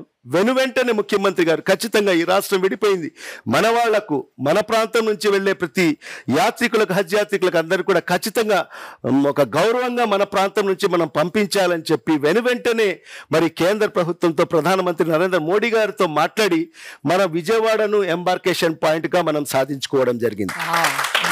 ఇది ఒక మైలురాయి మనకు, ఇది కూడా ఒక చరిత్ర. ఇది మొదటిసారిగా ఇక్కడ ఎంబార్కేషన్ పాయింట్ ఏర్పాటైంది కాబట్టి మరి ఎక్కువ ఏదైతే మిగతా ఎయిర్లైన్స్ వాళ్ళు దీని మీద ఇది చేయకుండా మనకు 80,000 రూపాయలు అదనపు భారము, ఒక్కొక్క పిలిగ్రిమ్ మీద 80,000 రూపాయలు అదనపు భారం పడే పరిస్థితి మనకు కనిపించింది. ఒక కుటుంబం భార్యాభర్తలు ఇద్దరు వెళ్ళాలంటే 1,60,000 రూపాయలు అదనపు భారం అవుతుంది. మరి వాళ్ళు బేర్ చేయలేని పరిస్థితి చాలా మటుకు. మరి ఆ సందర్భంలో చాలా మంది మేము ఈ అదనపు భారాన్ని భరించలేము అని చెప్పి వాళ్ళు క్యాన్సిల్ చేసుకోవాలని చెప్పి కూడా ఆలోచన చేసిన పరిస్థితి. మరి అవన్నీ కూడా మా దృష్టికి వచ్చిన తర్వాత మరి గౌరవ ముఖ్యమంత్రి గారికి వెళ్ళాను. వెళ్ళి ఈ విధంగా ఉంది సార్ అని చెప్తానే 24 అవర్స్ లో ఒక జియో రిలీజ్ చేసి 14.5 crores ఆఫ్ రూపీస్ 24 అవర్స్ లో జియో రిలీజ్ చేసి వాళ్ళ అకౌంట్ లో జమ చేసిన ముఖ్యమంత్రి ఈ దేశంలో ఎక్కడ లేరండి, ఒక్క జగన్మోహన్ రెడ్డి గారు మాత్రమే. మరి ఇవన్నీ కూడా చెప్పుకుంటూ పోతే నిజంగా నేను గర్వపడుతున్నాను. As a minister of minorities welfare గా నేను మినిస్టర్ అయ్యి మరి ఇన్ని మంచి కార్యక్రమాలు నా చేతుల మీదుగా మరి గౌరవ ముఖ్యమంత్రి గారి యొక్క సహాయ సహకారాలతో చేయగలిగానని చెప్పి నేను గర్వంగా కూడా చెప్పగలనని చెప్పి కూడా ఈ సందర్భంగా. సార్ సురేష్ గారు, మీరు హైలీ ఎడ్యుకేటెడ్ పర్సన్, మీరు డాక్టరేట్, మీరు సివిల్ సర్వెంట్, మీరు ఎన్నో సాధించారు. అవన్నీ చేసిన తర్వాత ఎమ్మెల్యే అయ్యారు, మంత్రి అయ్యారు. సార్ మీరు చెప్పండి, పొలిటికల్ ఫీల్డ్లో ఎడ్యుకేటెడ్ పీపుల్ ఉండాలి అని అనుకుంటారా, లేకపోతే ఎవరైనా పర్లేదు అనుకుంటారా? ఎడ్యుకేషన్ అనేది ఎంతవరకు అవసరం అని మీరు అనుకుంటున్నారు to be a political representative? చదువు అనేది అందరికీ అవసరమే. సో చదువు ఒక ఆదనపు ఒక అర్హతగా మనం భావించాలి తప్ప చదువే మెయిన్ అని మనం చెప్పడానికి లేదు. రాజకీయంగా ముఖ్యంగా ప్రధానంగా రాజకీయాల్లో రావాలంటే ప్రజాసేవ చేయాలనే ఒక తపన ఉండాలి. ముఖ్యంగా ఈ యొక్క సోషల్ ఇంటెలిజెన్స్ ఉండాలి. ఇట్ ఈస్ నాట్ యూనో మన ఐక్యూ అంటాం కదా, ఐక్యూ కాదు. దర్ ఆర్ ఇంటెలిజెన్స్ చాలా రకాలు ఉంటాయి. సోషల్ ఇంటెలిజెన్స్ ఉంటుంది, పొలిటికల్ ఇంటెలిజెన్స్, తర్వాత స్పిరిచువల్ ఇంటెలిజెన్స్, తర్వాత హ్యూమానిటీ, సోషల్ రిలేషన్స్ వస్తాయి. సో కాబట్టి ఈ నాకు చదువు ఆదరణగా ఉండడం వలన ఉపయోగపడింది తప్ప అంత చదువు ఉంటేనే రాజకీయాల్లోకి రావాలని అక్కడ లేదు. అంత చదువు కూడా అనవసరం, ఎందుకంటే ఇట్స్ యాక్సిడెంటల్. నాకు మాత్రం నేను అంటే ఒక కెరీర్ గ్రాఫ్ గీసుకొని ఈ విధంగా తర్వాత పాలిటిక్స్లోకి రావాలి, ఐఆర్ఎస్ చదివిన తర్వాత రావాలి, పిహెచ్డీ చేసిన తర్వాత రావాలని కాదు, యాదృచ్ఛికంగా అన్ని జరిగాయి. ప్రధానంగా దివంగత నేత డాక్టర్ వైఎస్ రాజశేఖర రెడ్డి గారి ఒక ప్రేరణ, ఆయన ఒక స్ఫూర్తి ప్రధానం. జగన్ గారు ఒక స్టేట్మెంట్ ఇచ్చారు ఏంటంటే, రాజ్యాధికారం అన్నది పదవితో రాదు, పవర్తో వస్తుంది అని.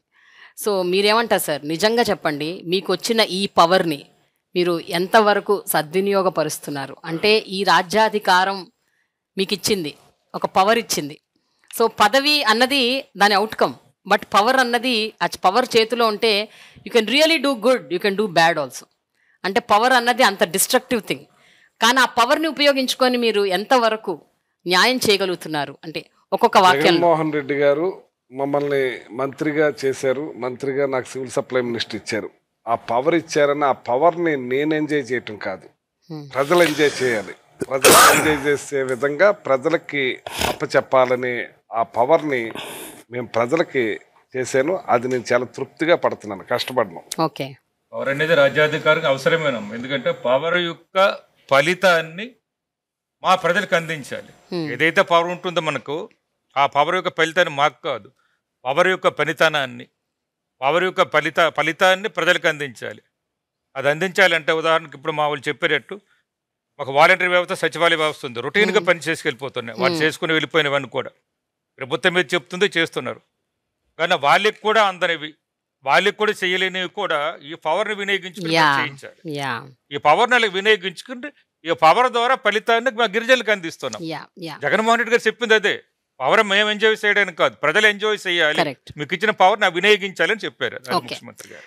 మా సామాజిక వర్గానికి మరి ఏ మేలు చేసే అవకాశం మరి నాకు వచ్చిందో ఇప్పుడే నా పవర్ వల్లనే. మరి ఈరోజు అదే కాకుండా ఈరోజు ఒక్కసారి మీరు చూస్తే ఈ 4.5 సంవత్సరాల కాలంలో ఈ మైనార్టీ సంక్షేమం కోసం అయితే ఈరోజు మనము సుమారుగా 23,415 కోట్ల రూపాయలు మరి ఈరోజు మనము ఖర్చు చేయడం జరిగింది.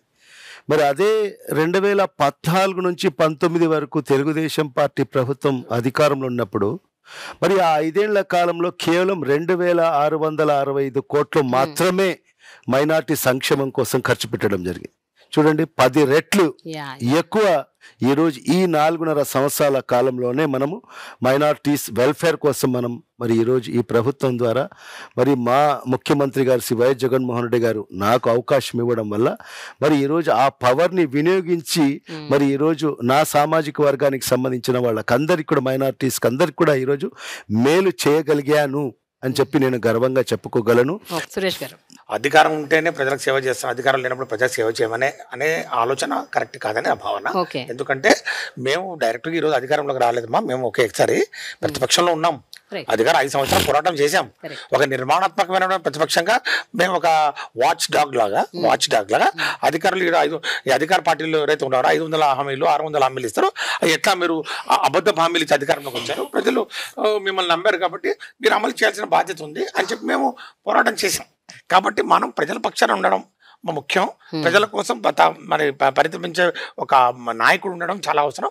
అందుకే మాకు అవకాశం ఇచ్చారు. అది పవర్ మీకు రావటం వల్ల కూడా ఇంకొంచెం ఎక్కువ చేయగలుగుతున్నారు. ఇప్పుడు మన సహచరులు చెప్పినట్లు ఒక్కసారి అధికారం వచ్చిన తర్వాత ఆ అధికారాన్ని సద్వినియోగం చేసుకునే దిశలో ముఖ్యంగా ఆ అవకాశం ఇచ్చారు. మామూలుగా ఇవ్వలేదు, ప్రజలు నమ్మారు. 175 సీట్ల గాను 151 సీట్లు ఇచ్చారు మాకు. ఇప్పుడు స్వతంత్ర భారత చరిత్రలో అంత పెద్ద మ్యాండేట్ ఎప్పుడు ఇవ్వలేదు.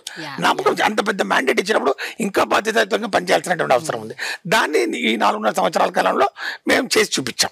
ఈరోజు మరి మాకు అధికారం ఇచ్చారంటే ఇందాక అన్న చెప్పినట్లు ఆ అధికారాన్ని నేను ఎంజాయ్ చేయడం కాదు, ముఖ్యంగా ఫస్ట్ మా నియోజకవర్గ ప్రజల కోసం వాళ్ళు ఎంజాయ్ చేయాలి. నంబర్ 1. నంబర్ 2 నా జాతి, దళిత జాతి మాదిక సామాజిక వర్గం నుంచి ఒక మంత్రి వచ్చినాడంటే ఈరోజు సురేష్ నన్ను చూడలే, మావాడు వచ్చినాడికి ఎవరు జగన్ అని ఇచ్చినాడు. సో ఫస్ట్ జాతి ఎంజాయ్ చేయాలి, నియోజకవర్గ ప్రజలు ఎంజాయ్ చేయాలి, యావత్ రాష్ట్రం కూడా. ముఖ్యంగా జగన్ అన్న ఒక డ్రీమ్ క్యాబినెట్లో మేము మరి మంత్రిగా ఉన్నాం కాబట్టి ఆయన చూస్తాం మమ్మల్ని. కాబట్టి ఈరోజు మేము అందరం కూడా ఆ పవన్ ప్రజలకు, రాష్ట్ర ప్రజలకు అందించడానికి మరి ఈరోజు ప్రయత్నం చేశాం. కాబట్టి అది అందించినప్పుడే అది రాజ్యాధికారం వైపు మనం అడుగులు వేసినట్టు నేను భావన. Finally sir, last word from Venu గారు. జగన్మోహన్ రెడ్డి గారు మొట్టమొదటిగా మనం పాలకులం కాదు సేవకులు అన్నాడు. ఆ ఒక్క మాట చాలు. పవర్ దేనికోసం? సేవ చేయటం కోసం. సేవ చేయటం కోసం పవర్ ఇచ్చినటువంటి ప్రజలకి బాధ్యతగా సేవకుడిగా జీవించటమే పెద్ద గొప్పతనం. సో నేను as a BC welfare minister నాకు ఇచ్చినప్పుడు నా వాళ్ళకు సేవ చేసే అవకాశం నాకు చాలా గొప్పగా వచ్చిందని భావించినప్పుడు మొట్టమొదటిగా 56 కార్పొరేషన్లు ఏర్పాటు చేశాం.